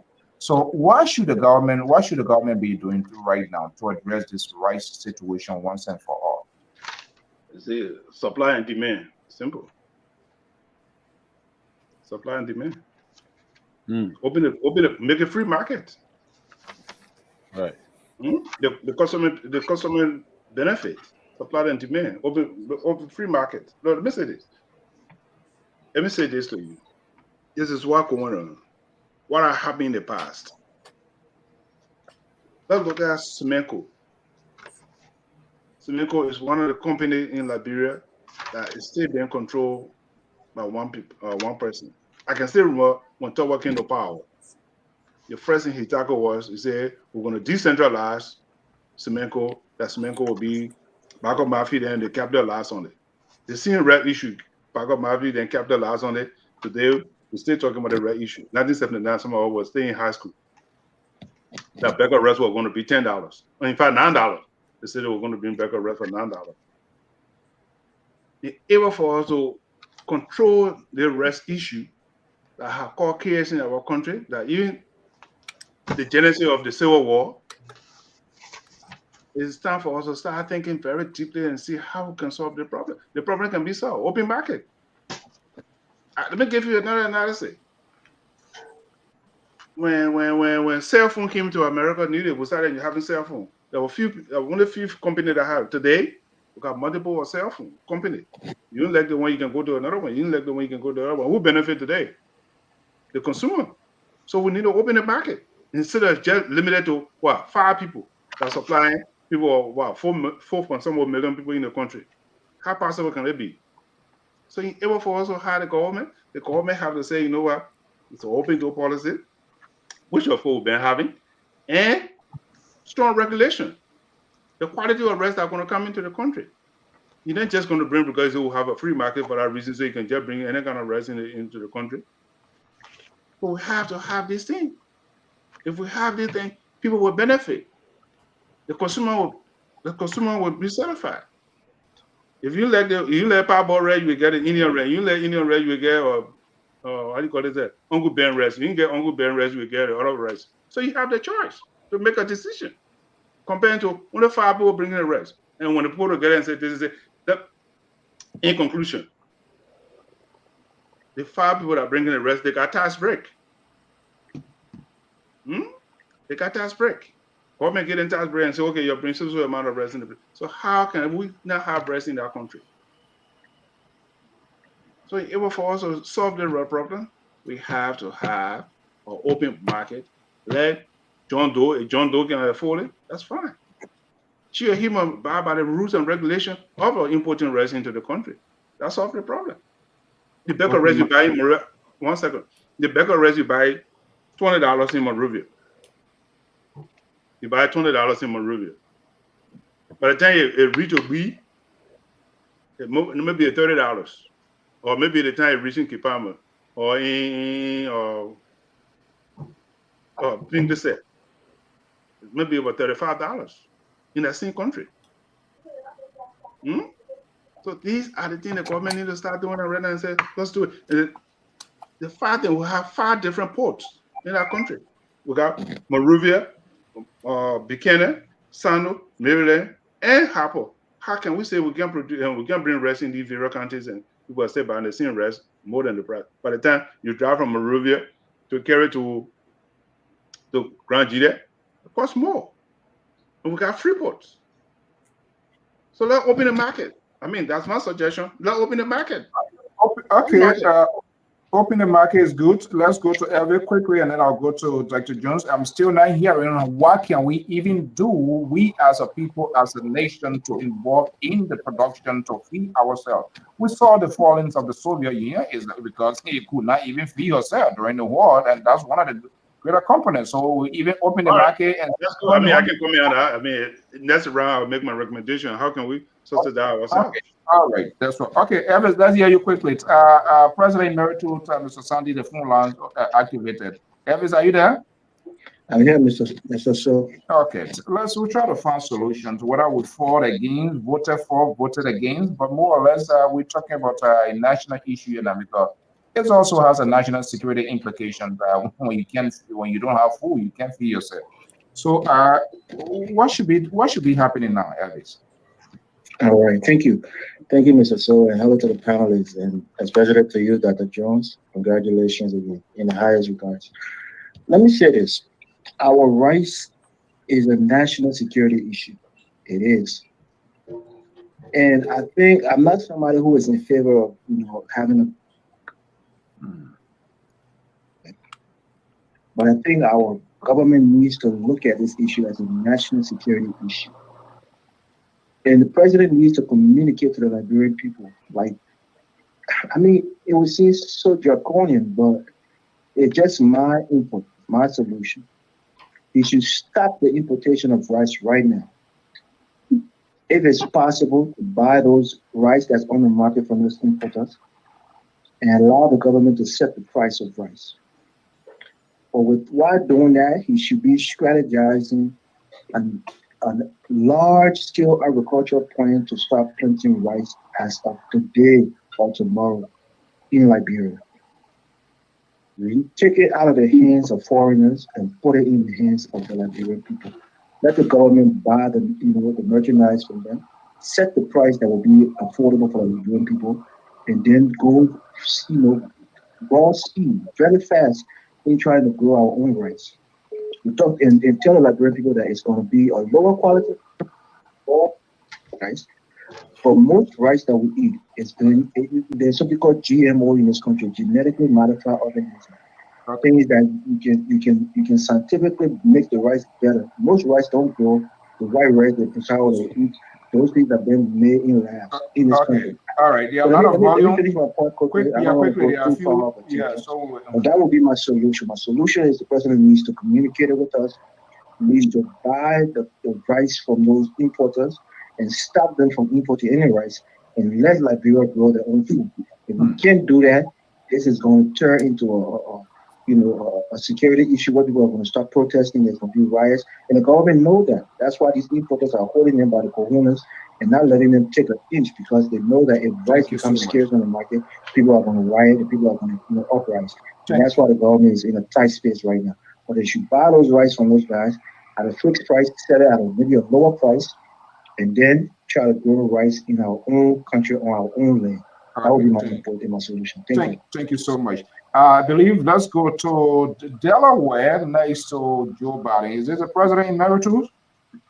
Yes, sir. Okay. It's Moses Sandy is the former Agile president, and I have to get people on the spot, but we gotta leave it open here. I'm quite sure you are a strong supporter of this president, correct? Yes, definitely. Yeah. Okay, so we should be accountable. Okay, look, you heard this guy. I don't know if he was the economic advisor to the president. I don't know whether President Boyka will want to listen to Elvis. Stop the people, buy them, stop them, maybe revoke their license and bring in here. That's a quick fix. I'm not a believer of a quick fix without a long-term goal. First of all, Mr. Sandy, let me ask you, if it is ridiculous, just let me know. What I thought was, when the president was elected, we all know the background of this president in terms of something that is button the naval string title from the agriculture industry. He was one of those headed the Samuel Doe Green Revolutions or this agriculture initiative. What my guess was, he will release a huge or some heavy agenda for the the agriculture industry, which includes maybe the productions of rice and not just only relying on the business community of people to be bringing in it. Where is your discontent with respect to what is happening and what should this government be doing? Well, Alfonso, first of all, before I even say anything, let me use this opportunity to express gratitude to you and your colleagues and the other panelists for the opportunity given me to at least contribute to this meaningful discussion. I would like to begin by first disagreeing with the previous point. The individual who said if he were the president of Liberia today, his director would be that put a halt to the importation of rice. Anyone who makes such a decision as a leader will be making a decision from what we consider impulsive, that would be considered an impulsive decision. When you just wake up, you look at the blue sky and you say, hey, this is what I'm going to do. And you do it without taking into consideration the consequences of your action. How do you tell importers that you don't want nobody importing rice as of today when you have no remedy? How do you solve this problem? You acting in the moment. If a man who, walks in and he sees his wife on the phone with a gentleman, right away start breaking all the furniture in the home without even realizing that this is going to cost him thousands of dollars to rebuild. So I want to disagree with the caller on that. You don't solve problems like that. Leaders look at situation critically. They do critical analysis. You look at the strength, the weaknesses, the pros and the cons of the situation before you act. Now, let's come to what happened yesterday. Mr. So, as a student of leadership, I heard earlier people say, well, the Minister of Commerce acted without reference to the office of the president. I beg to disagree. We all know that rice is a political commodity in our country. We know the civil war, we know all the crises around issues of rice. So I don't think the commerce minister just woke up one morning and said you're going to announce. I strongly assume there was a lot of behind the scene discussion. I even want to believe that the commerce minister may have reached out either to the political advisor or other people in the inner cycle of President Walker. The action by the president to come and overturn that decision was taken also impulsively. Did not act without consultation. So I disagree with people, except they have otherwise, or they have different information that I don't have. But I strongly believe that a lot of conversations were held behind the scenes before that pronouncement was made. When the pronouncement was made, and the people started reacting negatively. So, Mr. Sandy, quickly, yes. Well, to be clear here, a lot of consultation. Consultation includes the president with the consent. Is that what you're saying? I strongly want to be. I don't want to be definitive, but I know, like anyone who works in a structured environment, when you are working in a structured environment, and you have to make decisions that are going to impact the lives of people. You don't make that decision as an individual. You touch base with your other top managers. Okay. You guys sit together, look at the pros and cons, and someone gives you the directive. That would be my assumption. Okay. That the commerce minister has spoken to people in a cycle, and I can also say, I strongly believe that the president and other people, they have gotten a hint prior to that announcement. Okay. Just hold on there. Let me go to New Jersey. Garden City. I see the number here. Before I go back to the analyst on the line, 609 number 6619. Caller, are you there? Good evening. What's your name? Yes, I'm here. This is Jay Victor Number. Good evening, gentlemen. Great show. I don't understand why you guys never have females on the show. We You need to work on that. we've been called. We have the few one after the election. They all some of them party won, some of them party not win. So they, but we are open to that though. We always send that invitation to always. Country is always here, but there are a lot of things going on. Anyway. Congratulations to the young doctor. This is a wonderful achievement, Dr. Mali. Congratulations. Quickly, I'm surprised that Mr. Toe is sitting on the set and we were not pushed back on the assertion by Mr. Bacchus that Bacchus Mafia and others said they were going to bring rice for $9. That is not true. That is not true. Well, you said Mr. Who? I want to hear Mr. Who. Is it Bacon or Bowie? Bacon, right? Bacon. Jerry. Yeah. You said, yeah. Okay. I am sorry. The liberal is sitting the liberal something cool. I mean, he knows better. That there is nowhere it is written anywhere when Bacchus Mafia and the PAL said they were going to bring rice for $5. The narrative is being given to us by the detractors. Matthews and others said, based on research, it was possible.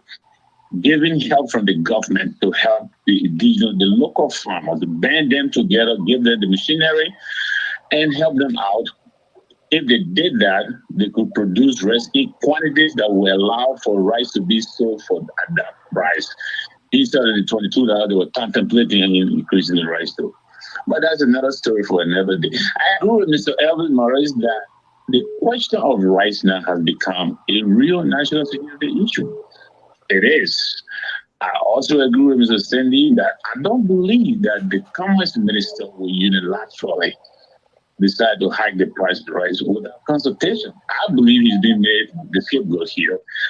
I believe that enough consultations were carried out before the pronouncement was made. And again, judging from the reactions, of course, the government pulled back, but he had to be the fall guy.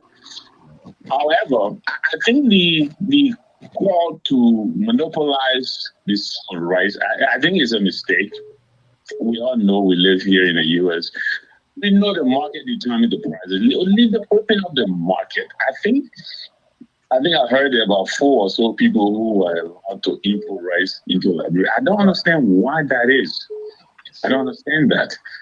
This president knows that every president since 1979 or so has been tested. Even the immediate past president, we had had a share of headaches from the rice importation. We remember in the airport, the promise of rice in the warehouse, only to realize there really wasn't that much rice in the country. So this president knows how our people react to the scarcity of rice.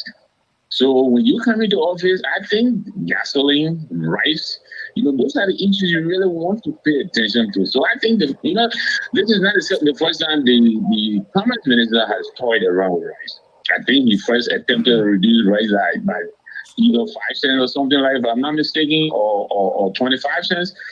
So they are aware of the problem and they're trying to deal with it. They just can't find a way to deal with it. And of course, when the masses react, then we get the kind of pronouncement for the president. He certainly calls in the people and reverses the Commerce Minister. So, Mr. Nabe, yes. Let me tap into your analysis here because it's good that the Liberal is being called out here again today. This is a big win for the He needs to speak or will take the title from him.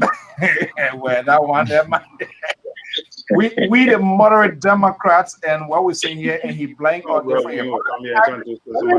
let me transfer the same questions I was asking to Mr. Sandy, and I saw him giving some salad dressing here. Let me ask you are at liberty to answer or plead the fifth. Now, I was of the guess, and many other could be, and that's just my own apprehension, that this president will come up with a huge package or something to unveil the agriculture industry, knowing who he is and his background. I don't know whether that was happening, and if it's happened, whether it was enough. Knowing very well, because he was involved with this whole rice thing from Samuel Doe and his own background. That's how he was brought on board. Why didn't Yes. he and his advisors see this as a priority? Because we saw this happening down to George Weah, where the subsidy to these importers were cut off, and we saw how it looked like. Why they didn't forecast this thing to heads on, address it once and avoid, or to avoid what have happened? Mhm. I believe, Mr. So, in all sincerity, I think this government is trying to grapple with the problem. But I think the handicap is the absence of resources. They don't have the money for what it takes.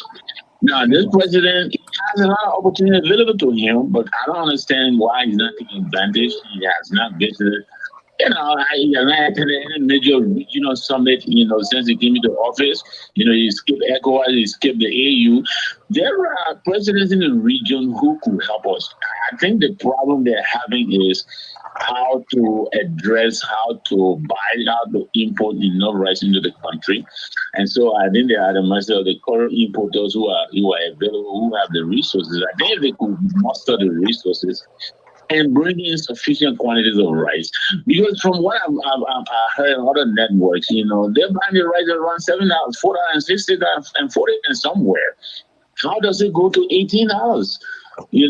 So if we can open up, the market and let the competition determine the price, I think it will help. But the government's problem is they don't have the resources to bring in sufficient quantities, I think, to compete with the current importers on the market. I think that's a handicap. Okay, well, thank you so much. You guys, if you want to hang, you can hang. Well, let's just go back here. Liberal, you were called into this whole thing here.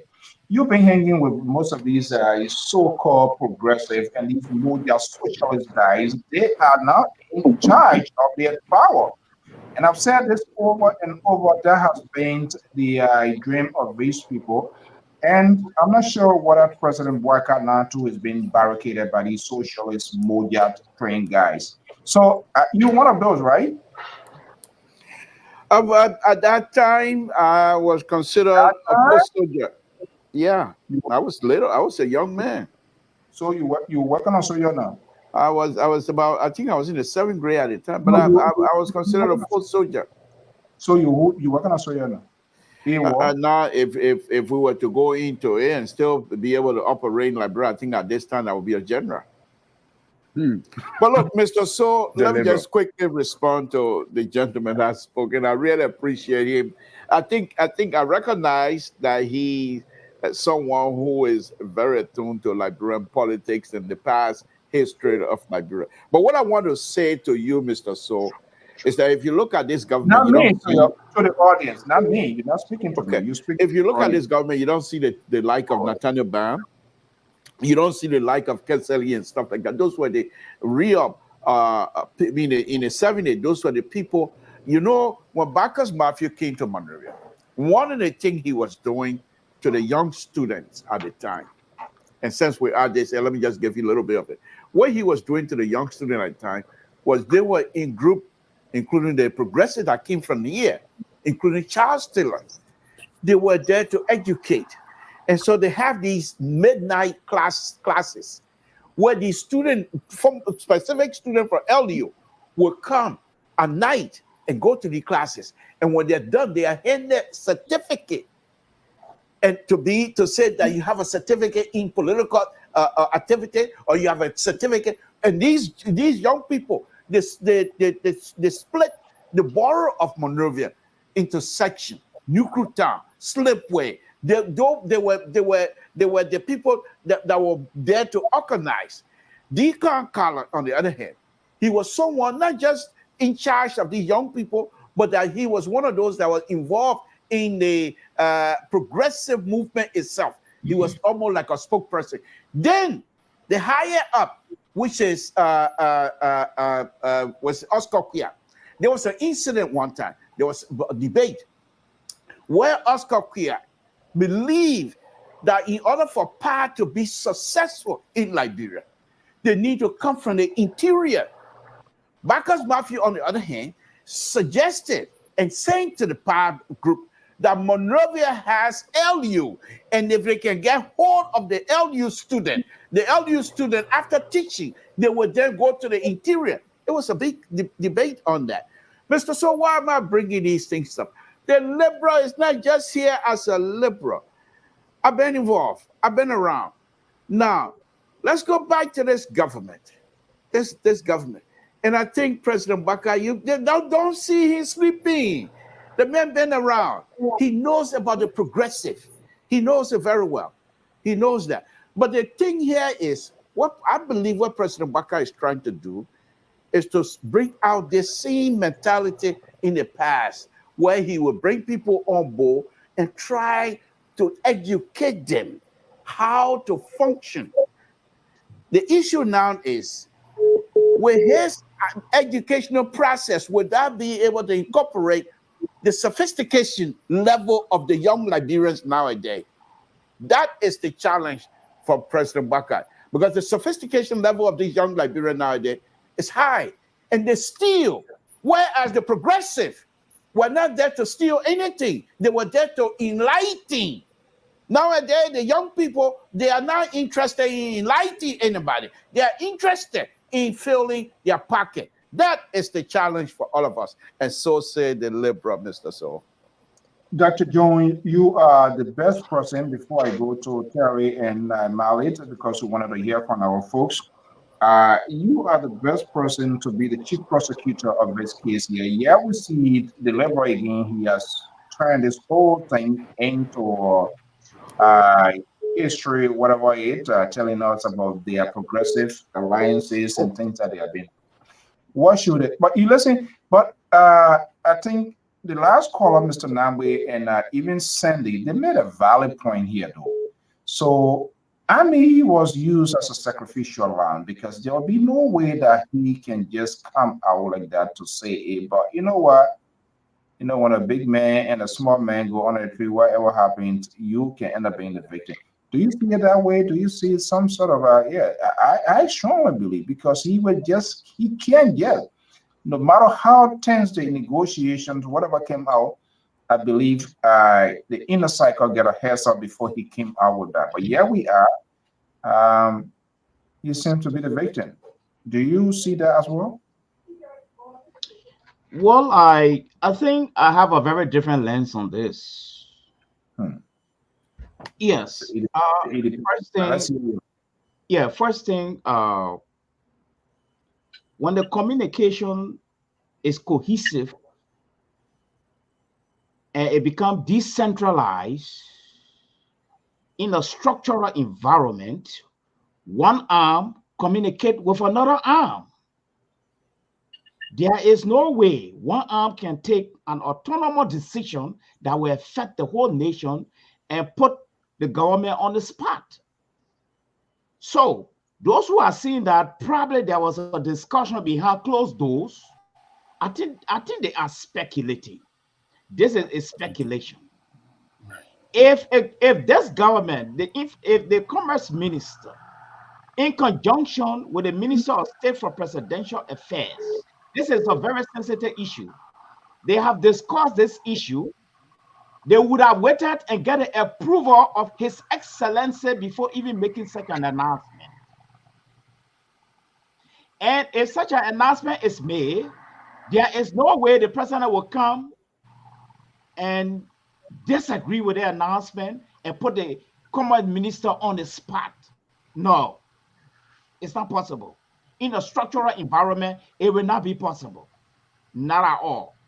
Okay?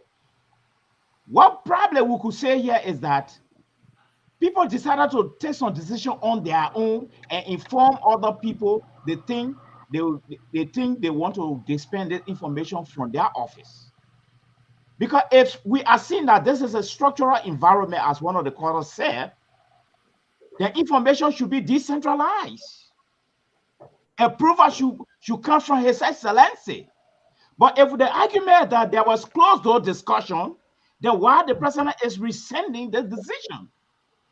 There was a complete breakdown somewhere. Yes. And this backfire on the Minister of Commerce. I don't want to speculate that there was a consolidated discussion on this issue. No. I want to believe the Commerce Minister probably liaised with some other people and decided to come up with this decision. Yes, this is where I want to come from. And lastly, on the issue of the liberal analysis about the progressive, I just want to let the liberal know that the progressive never had a blueprint. They were experimenting. And so they took the young people as hostage at their own detriment. All right, we could go into that another day. And lastly, I just want to thank Mr. Nangbe for wishing me well. I appreciate it. And his points are valid. And when it comes to the issue of the agriculture, my question to the panelists and the caller is, when Joseph Boakai first came to power, I think this should have been his first priority, to look at gasoline and look at rice. Because these things will come out, these things live with the society. These things live with the people as long as we exist as a society. But instead, the president started focusing on giant projects, like the war crime. All right? These are giant long-term projects. Don't get me There's wrong. a feedback. I don't know, feedback from somewhere. Maybe that CEO tried to Let me know. that CEO, maybe that liberal. Yeah, Trying to undermine the whole thing. yeah. Folks, for those of you on the, okay, I think people on the line, maybe their microphone Yes. is, that's what happened, but go ahead. That's So a liberal, that's a work of the liberal. Yeah, no problem. So as a vice president, I still believe in him. He should have started with the tabletop issue that had a lot of link with the mass of the people. Okay. All right. Let's get a quick reaction from the last folks on the line on the phone here, and then we will come back to the live view here, and get a quick hit. Mr. Sandy? Yes, sir. Okay. So we'll get a different version based on your argument, but what would be your departing statement? Yeah, because I just want to close, like I said, Alfonso, anyone who follow the news from Nigeria religious story, we will mean that the office of the president and others in government were aware. The Minister of Information knew that a pronouncement was going to be made yesterday. He spoke about that. So if the Minister of Information knew, then it means people in the government knew exactly what was going to happen yesterday. What the president did was a knee-jerk reaction. He sat in Monrovia yesterday, he said, well, there's going to be no increment in the price of rice. You don't solve problems like that, Mr. President. He's in Monrovia. So what happened to the people in Grand Judah, where, say, you have one rice dealer there, and the man selling his rice for $25? Is he going to send soldiers to Grand Judah or send people to Maryland and tell the people to the rice have to be $18? You don't solve problems like that. The president was being impulsive. We need to take some concrete action. Take, for example, quickly, Alfonso, look at the budgetary allocation for the Ministry of Agriculture. $4 million. You're talking about a country that needs what? Rice. Rice is our staple. And you gave the ministry responsible for executing the agricultural programs of the country $4 million? I must be joking. And let me stop there, sir. It was a privilege. Okay, thank you so much. All right. Yeah, that's the point there. Yeah, I only learned. Hold on 1 second. We're coming to the number. 202 number 2214. Yes. Yeah, let's hear you quick. Yeah, good evening. This is Predictable Power. Yeah. When some of us said the mayor is not in charge, even the presidency, when I wanted to be president, it was just opportunity to have been forced to be president. Some people saying, oh, because we're not, who supported him, or not want to be president, oh, you were saying that. Look, and some people have the argument of because they had a collaboration That's why it was difficult for you to make an appointment. So he said because of that, his own policy that he wanted to be president for is hard to implement. Look, when we say bringing one quote unquote in less than 2 days or 3 weeks in your presidency, it was like a joke or poetry. It's not our fun. You keep power with a change. And apart from change, you have circumstances that are on ground that made you to win the election. You have South Africa. But you look at a long-term project, that was the one that you are basing on. Look at what happened. You got a Ministry of Information, making a statement, the agriculture and the Common Minister making a statement. Then after the statement, the president said, no, we have to meet the red dealer. These are things that should have been done before even the statement. Okay. So learning. Thank you so much. So look, as I was saying, it's a bit delivered by people because they always lose ground. Because the common rights that they know that it was the issue, and that was solve the problem, in less than 5 months, it's difficult for them. Thank you for the show. Thank you so much. Let me go to 203, and then we're going to go back to our live feed to wrap it up for this evening. 203 number right there, 9037. Thank you, brother. So the greatest moderator, greatest presenter, and welcome the new independent voice of this network, Mr. Wilton Kettle, has joined the fight to redeem this network from the hands of the liberal. The first thing you need to do is to vote from his welfare, the LPR. Okay, all right. Hold on one second. Kettle, just hold on one second. I believe that number here, you were analyst. You will wrap up with us, but the person being calling here, then for some reason it went up. 214 number, are you there? Yeah, I'm here, Mr. To. How are you doing? Good. Let's hear you quickly. Oh, the question I want to raise tonight is for the only right issue is this. Because if we are talking about the comment minister making a statement that there will be the increasement of rights, I think it should be the right that yet to come, not the right that in the country now. But at the moment the announcement was made that there will be the increasement of rights, one of the best people in Nigeria there, the right away, because the rights are in the country or are already in the country. So what's the need of you increasing the right that you already have in the country because the right are in the country? The past government get a right subsidy to the right importer. You get a little $1 for the rights are in the country personally. So if there should be any increasement of right to be the right are yet to come. But the Liberian, the best people in Nigeria, they are not even fair to the Liberian, even with the Liberian. Because John are buying the rights too, you're increasing the right for the moment the announcement was made. I don't think that was a good sign for our country. If we want to be fair, at least we the Nigerians should be able to be fair to ourselves. Then we can face the foreigner that importing the rights in the country. But moving the announcement of me right away in Liberia.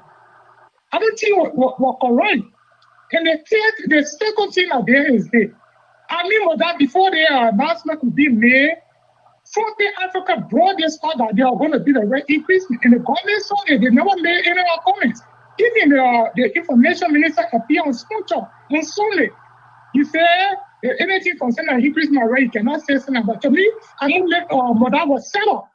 You will do a sacrificial law and get here to your use as order. I don't think we're fair to the Nigerian people. Thank you, Mr. Soul. Okay, Kettle, make your point so we can wrap the night out. Thank you so much, Carla, for that very point. Let's hear you, Kettle.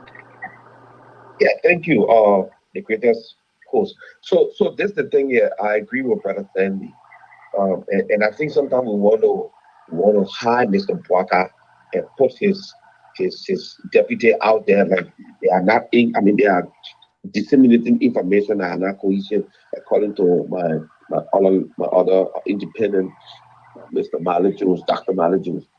Mr. Bwaka is in the know of everything because this thing was discussed prior to them coming out to the community, out to the country.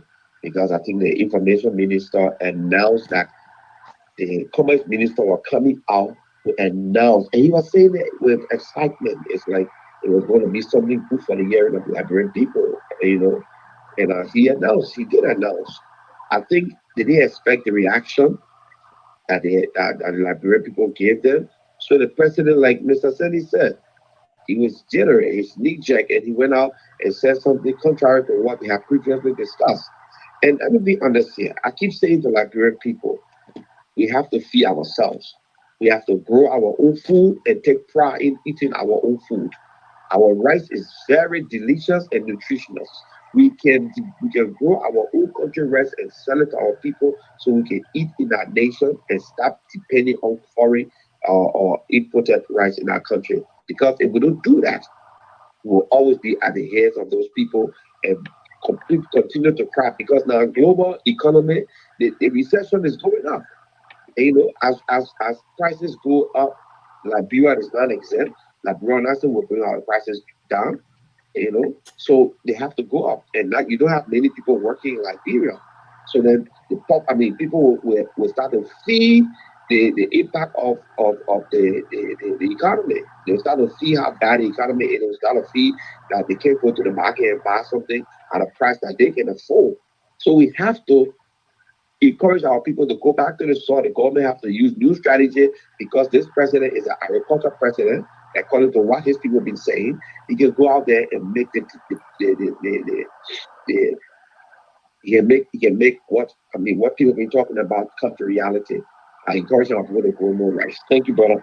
Thank you so much. That's the new voice joining the real coalition to restore civil liberties on this network.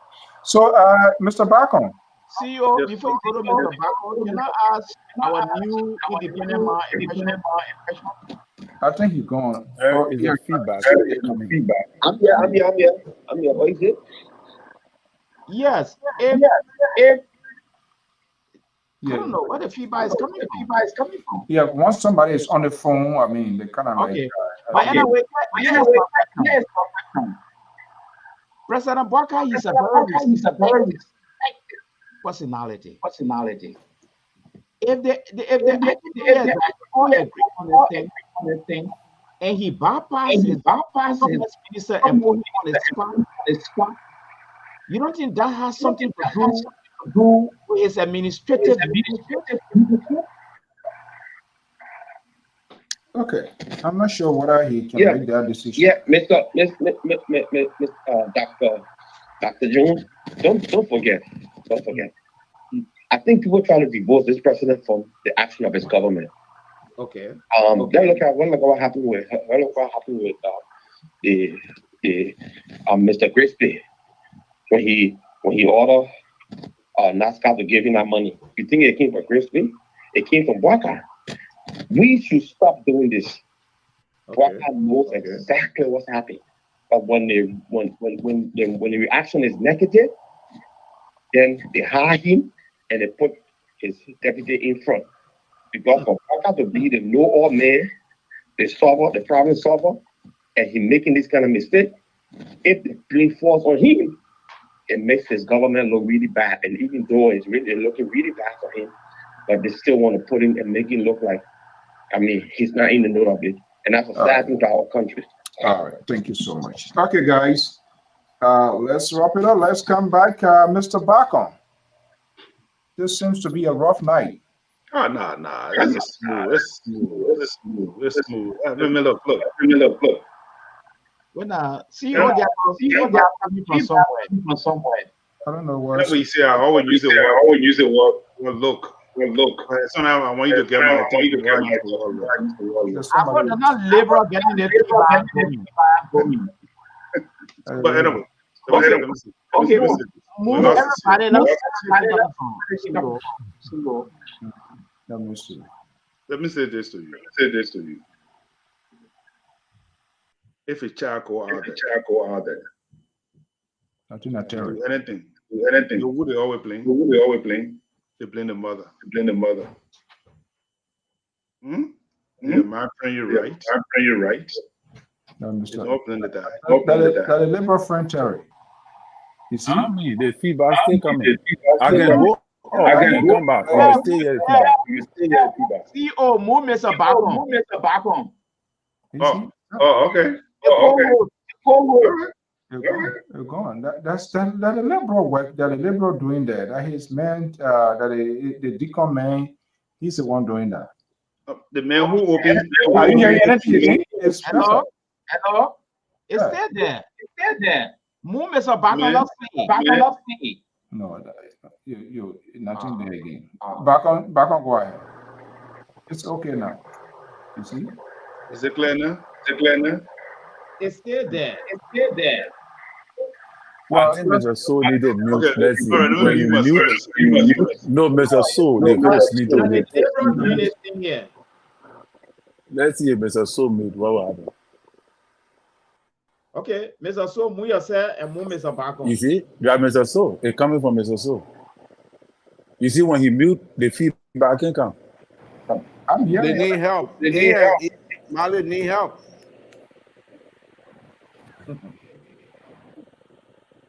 Anyway. Enough feedback, okay? Yeah, no feedback when Mr. Soul mute, no feedback. But when you open your mic, then the feedback can come. So I think, yeah, I don't. He doesn't want to be indicted. Terry, you see, I'm talking is perfect, but soon Terry can't there now. I put it on. You will hear it. Terry doesn't want to be indicted. Somebody got to take the blame. No problem, I can take the blame, but at the end of the day, it was still who. Go ahead, Jones. The same thing they blame Buakai, because Buakai is aware of what's going on. No, he's the president. The FDR said the boss start with Mr. Buakai. So that's the issue here. What I hear, a minister, I don't mean to give me a few minutes. His ministers went out there and said there will be increase of rice. And the president came back and said, look, it's not on my watch, and there's no rice increment in this country. So he took a post stand. I mean, the president should be congratulated and say he can make a sound decision and say, look, minister, you said it, but I'm the president of the Republic of Liberia. The boss start with me. It's on my watch, it's on my administration, and there'll be no increase of rice in this country. Period. Okay. I don't see why people will come here and say, oh, Mr. Buakai were aware of it. Show me one evidence. Show me one piece of Show me one piece of evidence. I mean, these are complete speculation. Complete speculation. You got no proof. You got nothing. Then for you to come on national radio or TV to say, oh, Mr. Buakai is aware of these things. So, I think it's ludicrous. Ludicrous. There you go. So you think that was only the action of the Minister of Commerce without the consent of the administration, correct?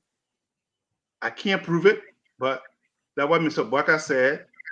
I am the president of the Republic of Liberia. The boss start with me. I'm making the final decision. Even the minister has said it, even though we need independent in my government.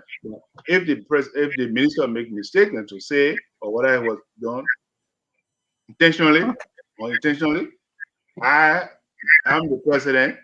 I'm saying to the Liberian people, the minister said it, but I'm making a decision. There will be no increase of rice in this country. Period. Period. Okay. Yeah. I know what I'll be our closing argument is. We are closing something. Can I do that now, or we'll come back later? No, we're finishing now. Okay. Finishing. No. Look, we all sincerely. We have colleges and universities in our country. We got agriculture department. Why are we not using these people? People go to school and get a degree in agriculture. Why? Why are we not using the institution? How would the government is not collaborating with the institution to develop these? You must say in this country, if you graduate from Brown University, what you must say? They know that you are government. If you go to Brown University, that means you are a business student. So if all the college and university that we have in Liberia, at least we have 1, 2 university or 3 university. We have Tubman University, University of Liberia, and Continental University. Now we have university all over. Liberia, University of Liberia have agriculture department for the time she work. funded. Okay. Why are we not using that institution? We are extremely out of time here. So quickly here, look, Terry, you are the guy, and I don't bash you that much because these people don't want you to. Oh, Lord. Jerry back on here is struggling this event, trying to get things that is unrepairable to repair overnight when he's not a technician.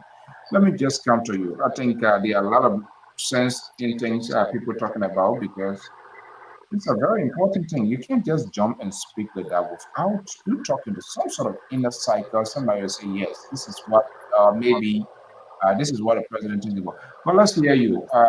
We are about to leave. So first, that you were speaking directly to the administration, and I'm talking about the president, the Excellency Joseph Boycott. What will you say? You heard everything say they should stop everybody and take their license, and then the government can start doing it. That's not how you solve problem. I don't know how true it is because I saw that in one of the local dailies that the president did walk out of the meeting. I'm not sure how true is that. I've not talked to anybody to. I heard that too. Yeah, but if that, I heard that too. Okay, it was reported in the daily. I haven't seen GOL to react to it to say it's not true or that. I'm not saying that. But if it is true, based on the information provided, because the GOL has not responded to say no, this is not true. The president didn't do that. It's a serious concern. Then it means that roughness, the surface is still rough. Then there's no agreement. Yeah, Mr. So that is it. But that's why people saying the president was aware. I don't know what yardstick they're using to say all that. But let me read something from Punch TV Live. Punch TV is a media institution that is controlled by Patrick Honda, who happened to be a senior supporter of the Unity Party-led government. Listen to what he said. I'll just read about three something. He said, several Liberians believed to be supporters of the Unity Party are questioning the loyalty of Commerce Minister Amin Modai in supporting the government arrest agenda following unilateral decision to increase the price of rice on the market without the consent of President Boka. This followed days after Commerce Minister Modai informed Liberians that the government has agreed to, on principle, to increase the price of the 25 kg Indian parboiled rice from 16.50 to 18.50 as of last Tuesday, May 21st, 2024. Minister Modai justified that the increment is in fulfillment of previous discussion held with importers on the global economic challenges confronting the importation of the commodity, coupled with surge charges imposed by the national government. Sources close to the executive mansion confirmed to Punch FM that the commerce minister, who works at the will and pleasure of the president, deliberately refused to brief President Boka on the February 2024 meeting with the importers and subsequently decided to increase the price of the commodity by $2. So when people say the president knew, I really don't know what they're getting the information from. According to these sources of media institutions, they are telling us that President Boka is not in the know. He don't know what's going on. And I think this is something becoming concerning to the Liberian people, because we see also that previously there have been nominations for government positions that the president don't seem to be also in the know. So why wouldn't other ministers take advantage? Then it becomes habitual. Why would this president? Is that something? Is it excusable that we can say things happening on your watch and you say you don't know how? So that's what I'm saying. That's why I always like to say that we need to tell the president the truth. Because if we refuse to do it, one day we'll wake up and something big will happen and we all will be surprised. Because it seems like sometimes the president do not appear like he's in charge. Terry, and his ministers are taking advantage of that. And look at what Amin is doing now. I know Amin very well.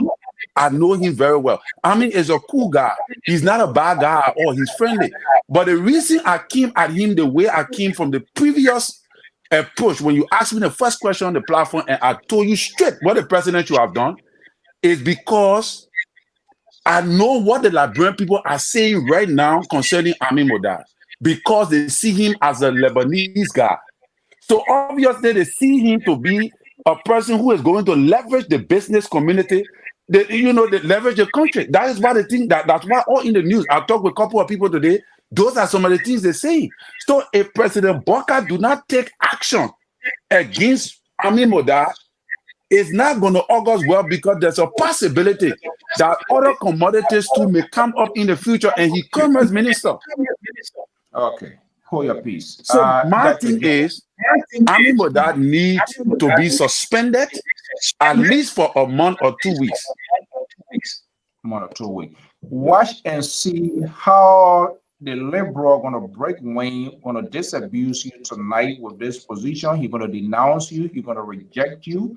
And he's going to qualitize with you with your position here. No. We're not going to cut ties with him. I don't want people to say here, say they say, but wait and hear what the liberals' argument going to be like. But let me go to the other independent voice here, Dr. Malik Jones. I'm considering what I should reserve him so that he will give us independent thought. Let me allow this liberal to go. Among my mother's children, I love myself the best. Malik Jones, this program is your night. The liberal here is in visiting. He and his Jerry Bacons have been bad night for them. Liberal, your guy, your own guy, Terry said Terry is calling for the immediate suspension. Do you agree that these decisions coming from Amin Modad, who is the Minister of Commerce, are unilateral? We frown on these positions, we frown on these things when they were happening, that people, it is not within their purview to speak for government. You have the Minister of Information, who is the official spokesperson. Now, big meeting, big conversation. They coming. Do you agree with Terry? Mr. So, member of this Liberian panelist, it's been a wonderful show. Thank you and good night. You don't want to address, you want to speak about this is how he run for stuff. That tomorrow, come and see tomorrow when he and Jerry Bacon come at the time the real yobo gonna start. So if I were you tomorrow, stay away from them, because what you did tonight, the boldness, you speak the minds of the Liberian people, you speak as a true patriot who support Ambassador Boyka. When things happen under your watch, you don't just only take responsibility, but actions are all taken. You see Jerry Bacon? They are telling us now, see his facial expression. You see the liberal who not making any comment because he's bleeding down the hill that he's hurt this evening. He felt betrayed by you. So let me come to Dr. Jones. Dr. Jones, you are mute. You are muted. Let me see. No. Okay. Yeah, put out your Walmart card. Yeah, look at you now. Take a Walmart card, malnourished card. Put it down. Yeah. I'm not muted. Dr. Jones, no, you are audible. Dr. Jones, what a big win for us here tonight. Oh yeah, I think the liberal and your crew are stranded in the pipeline, but we will have to provide rescue for them. Yeah, Terry. Oh, we will end up bringing a rescue. Oh, yeah, I think I got a boat here. Terry depart for them. He ain't made Jerry back on. Let him go. The rescue have flipped. We're in charge now. But here is my point. I think let me elevate the conversation a little bit more.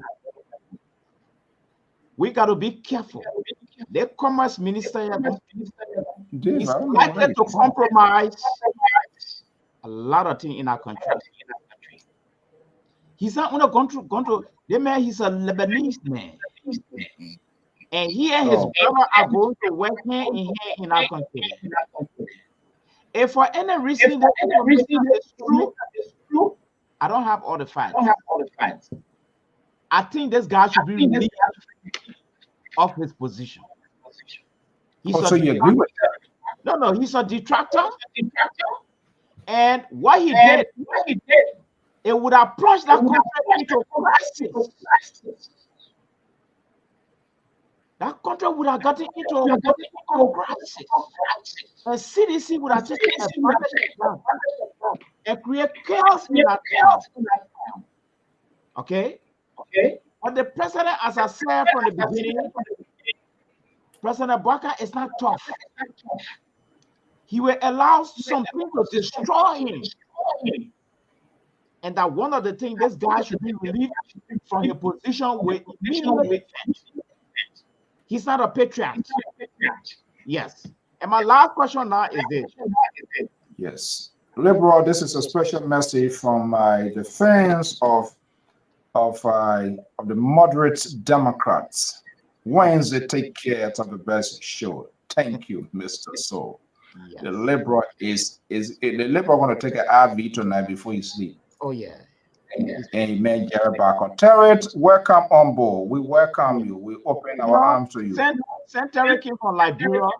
Most of the analysis in an independent lane. That's an excellent approach. That's a good news for the network. Even though he stay with them, but he telling them that it's about time. No, Terry is out of there now. Terry, no, don't say so. It's about time. Can I come in? I can I leave. No matter what about it. What? No. We don't do layaway time here. You don't wait time.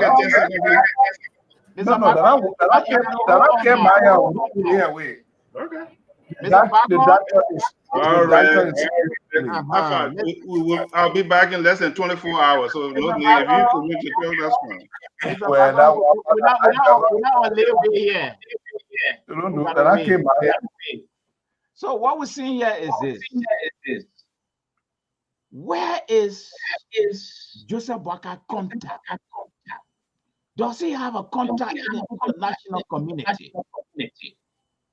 That's a question I can't stay answer. Maybe Mr. Bakone will answer this one. Secondly, AU, ECOWAS, the European Union. This is where I take my hat off to George Weah. George Weah, with all the things he did, he was moving around. The puppet keeps setting home. He keeps setting home. Why is he setting home? Does he have a contact? If yes, where are the contacts? This is the time we need to make use of the contact. The issue of the rice, the puppet is on a quick fix thing. They're going to quarrel with him later on again. The right person ain't gone yet. They will quarrel with him. The rice dealer, in conjunction with the commerce minister, stroke Liberian Lebanese, they are going to compromise this puppet and they will plunge the country into what I call a political crisis. They will plunge that country. The man will not pay patriotic. He should be relieved and replaced by a natural born father and mother Liberian to head our place. Thank you. Wow. This is sound like big. Good night. Good night. I can't believe this. Good night. This is a fact. The fact new of LPR. You're going to call another Liberian 11. Good night. Good night. I don't want to respond to that. Good night. There'll be rebuttal tomorrow. So exactly. We're gonna do. I'm gonna clip this stuff here, calling them a Liberian 11 man. Somehow, how do you call it? Unpatriotic? Yeah. Look at what the man doing. It's the okay. Good night. I don't want to be part of the conversation. You're going to try this is not independent. Listen. This is complete MAGA.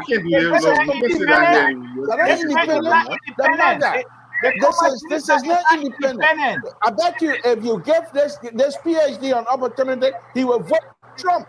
There's no question asked. If you give for your information, don't do this. Tomorrow, let it have the day. Tomorrow, bye-bye.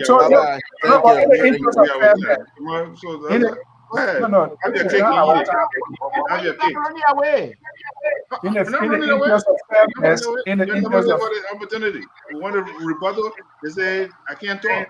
I said, okay, fine. Tomorrow it will be my turn. So I don't worry about it. Back up here 24 hours, the 10 o'clock. But next 24 hours, I'll be back. Well, it's not guaranteed because I just got an email. The service will be going on maintenance, so I don't know how. That's all right. That's all right. The board chair got to approve that. The board chair got to approve that first. Thank you. The board don't want to take your day affair. All you need to do go look for money and bring money to the board got a veto. Good night, guys. Thank you. Take care, bye. Look, Dave, I don't know what are you call the line. I'm not sure what I don't know what are you were calling, but the line. I don't know if you can put your number there. You want to say something. We don't really deny people here. I'm not sure what I try calling. I don't know what that's the number. One guy says, you calling, you can't get through. Yeah.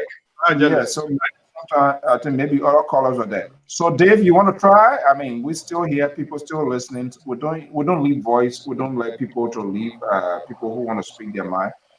If you want to try it, you can do it. But I know probably that's the time the line was jamming. Or if not, hopefully, I don't know which number because I don't see any number. Is there a number you want to try so that if that's the case, you can try? It's 682-433-66.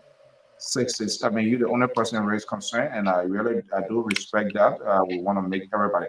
That's the number. Let me give you a minute or two. Let's see you want something to say, even though we wrap up, but we'll get our folks still here. People still monitoring, and we think we can learn from our valuable listeners and viewers as well. The liberal gone. Don't worry about the liberal. The liberal will be okay. No, I'm here. Well, I'm going to be silent. That's the whole thing. I'm not going to talk again. I'm just listening. Oh no. But you talk. I don't know what else you wanted to say. Because I don't agree with Terry tonight because Terry speak his mind. No, but it's a serious thing though. I mean, we're waiting to see. Okay, guys. Dave, hopefully in subsequent programs you will get through it. The number still remains the same. The Liberal are going to be on. I know. I see. Terry, will you join you guys tomorrow? Will you take that risk to join them? I don't know if I will make it. The Labour will be on fire tomorrow, so I will call in, but I'm not. Yeah, so let the Labour be on fire tomorrow. I'm not coming. Yeah, but anyway, the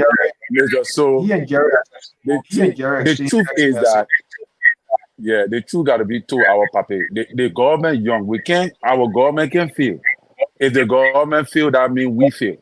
We brought the government to power. We can't keep pampering her. We got to tell her the truth. And it may not go down well with some people. They may not like it. But when they wake up tomorrow morning, they will realize that it's true. This thing about this man said is true. We can't say yesterday, we say Maggie, Koji, all of those people were doing it. All the people around, the people who brought those people, you brought them. If they are not doing the right thing, you have to take administrative. Some sort of and Mr. Bacon there, he's administrator. He knows that.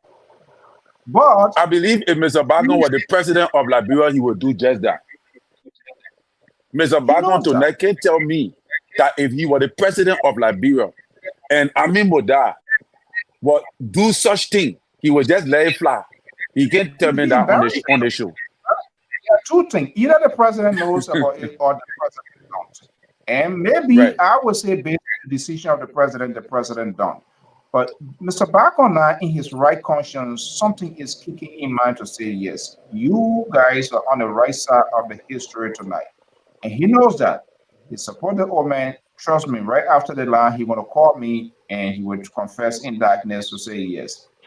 I mean, something not going on. That one I lick up to. If you got proof, you must have never had that discussion. Okay, but I play it right now. So make sure the proof. Oh, you're gonna play it? Play the video. Play the video. No, not video. I got audio. The audio I have.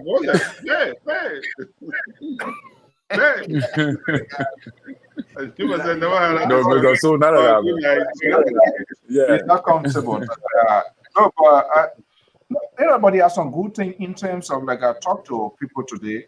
The right prices. There are some places they get it for over 20. You know, and like when people too, we are not honest. People quick to poverty, and this is where the cat need to eat your own baby, and that's why what Terry was saying. Because sometimes you know people when you give their inch, and that's what the people did to George Weah.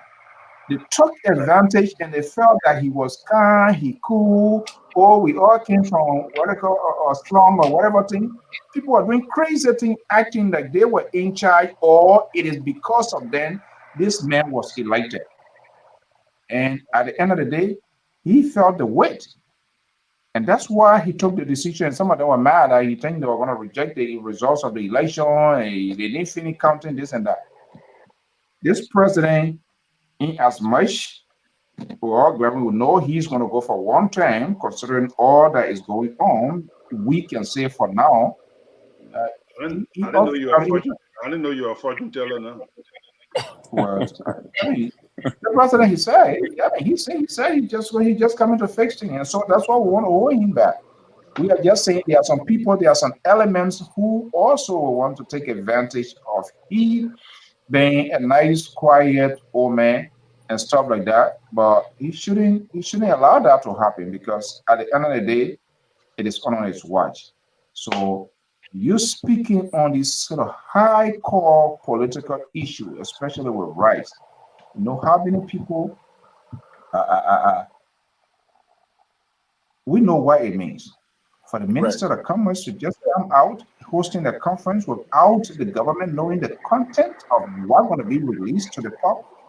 I listened to Mr. Nawi, the fellow that called from New Jersey. And even Moses Sandy, they are all strong supporters of the president. You know, you can't, if Modai did that without the consent of the president, then that brings into questions who he is and what his intent is with respect to this government agenda. And that's, I mean, we can question that. Why would he do that? But again, small ball, big ball, when small thing, anything happen, you the small man end up being the victim. This time, he is being used as a scapegoat. And the president speaks, that closes the case.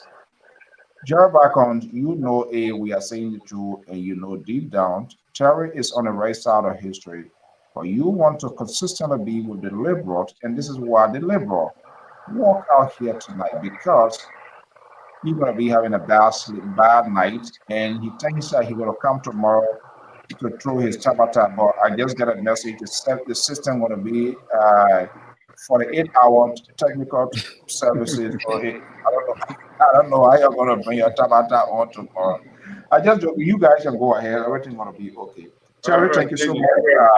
You're a good man, Mr. Bacon. Yeah. Yes. Okay. Thank you. Okay, guys, we want to thank you so much for your time. Fatu, thank you so much. India Dream. Okay, thank you so much. And Esther, we want these people tonight. We'll listen to them. We will not walk away. We'll listen to them and then we'll come back. Hey, Dave, my sincere apologies. It was not on purpose. I'm not sure, but I know you did call. You said you tried calling, you couldn't go through. Probably the line was just jamming. That was the case. That shouldn't make you to walk away. We always try to make the voices of our followers, listeners, viewers to be heard because this is not about us. It is about the country. My view, my opinion, you don't necessarily have to agree with it, but we just say it, we discuss it as it should be. But as much what we don't like people, other views, comment, we accommodate all views and opinion on this network. Until then, folks, have a pleasant evening. And we will be in Philly this weekend. We're going to be bringing you a live homegoing of Mother Lucita Cricket this weekend in Philadelphia. There'll be wakekeepings on Friday, funeral on the 25th, which is Saturday, and of course the repast. The late Mother Lucita Cricket funeral rites wakekeepings will be held this weekend's Friday and Saturday simultaneously in Philadelphia. So we will be there by the grace of God as part of our community initiative to bring you families, other families far and near who are unable to attend to watch these live images.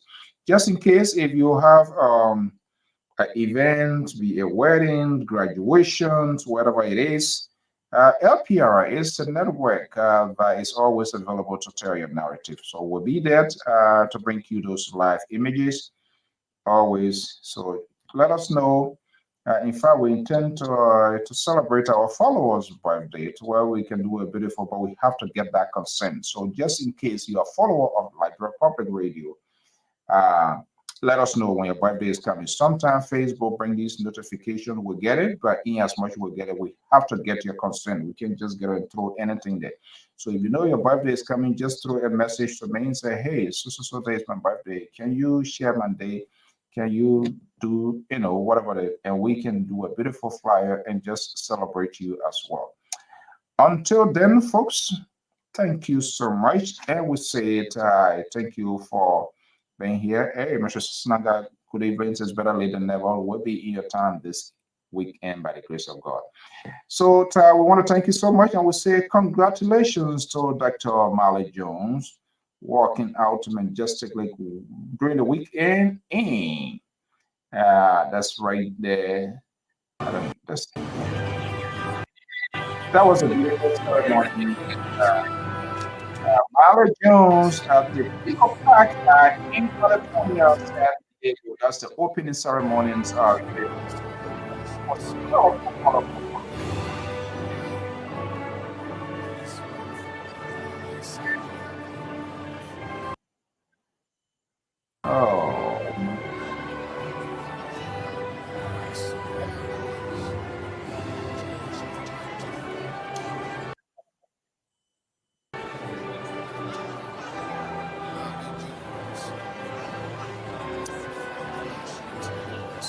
In India, for California, right there. We were there during the week. And our own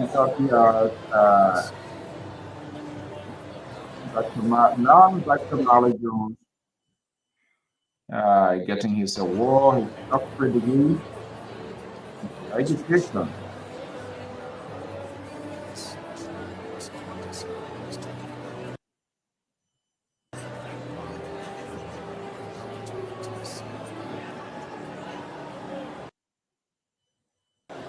That's the national.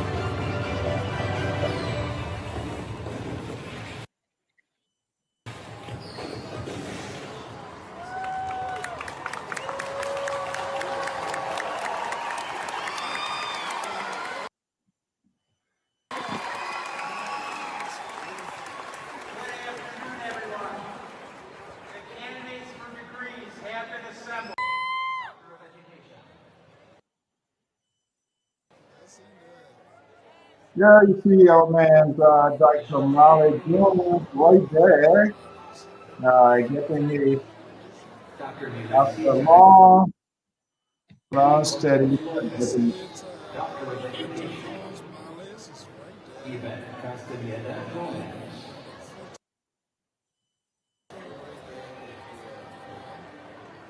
Dr. Lee Sani, Doctor of Philosophy and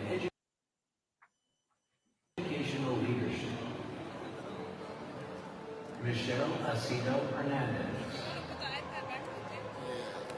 Dr. Juanita Marie Williams. Nicholas Dow.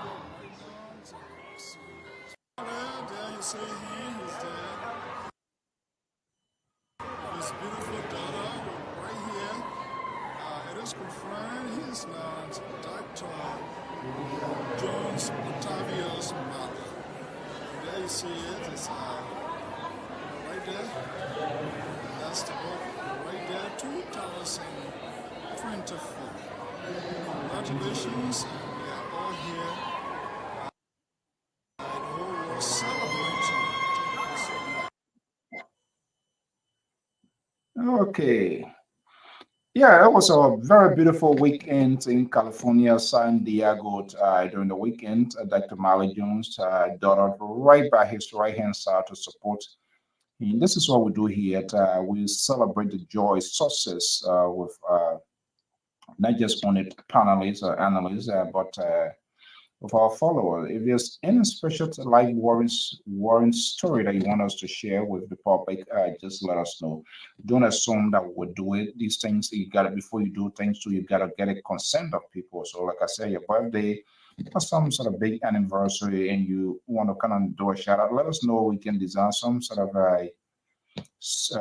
flyer and wish you well as well, because this is what we should do. We should promote, elevate, celebrate, not just on it people's success story, and it's one of that. And by the daughter's turning, we were there that whole day, lunch, dinner, and whatever thing we had it together. His fight is a clear indication to the daughter, and we were just talking about, hey, you see what that is? That is a high core person issue, and that she will do what she's supposed to do as well. We say, Dr. Jones, we say congratulations, thank you so much. And all of our viewers and followers, those of you that send these emojis and congratulations to him. This is what we do. By God's willing, same time, same station. You're John the Laborer tonight. Tomorrow, he will be here. You'll listen to him, to what he's gonna be saying tomorrow. He and his Jerry Bacon. Come and listen to them tomorrow, and you will tell the rest of the story. Until then, folks, thank you so much. By God's willing, we will see you again. To our folks, friends in Philadelphia, follow all. This Friday, Saturday, we're going to be bringing live coverage of wake funeral rites of the late Mother Lucid Takriku, which the sad event occurred recently in Philadelphia, and she will be not laid to rest, but the wakekeeping and funeral services will be held at our understanding. The mortal remains of Mother Lucid Takriku will be taken to Liberia in her own town, in the southeastern side of Liberia, Grand Juliet, where she will be laid to rest, according to folks close telling us here. So to follow us, if you're a family member to your father with, trust us. With LPR, you will see the rest of it. Until then, folks, have a pleasant evening, and bye-bye from my end. We'll see you when we see you again.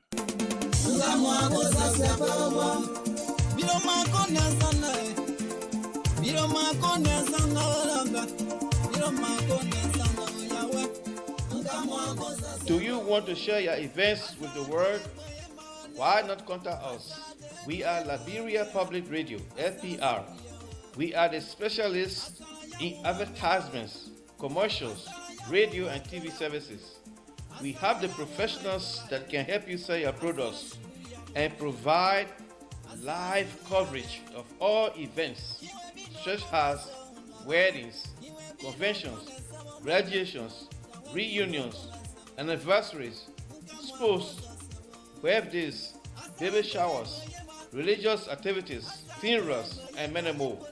Take your phone right now and call any of the following numbers: 682-433-8802, 267-648-6089, 484-786-3337, or 916-533-2048.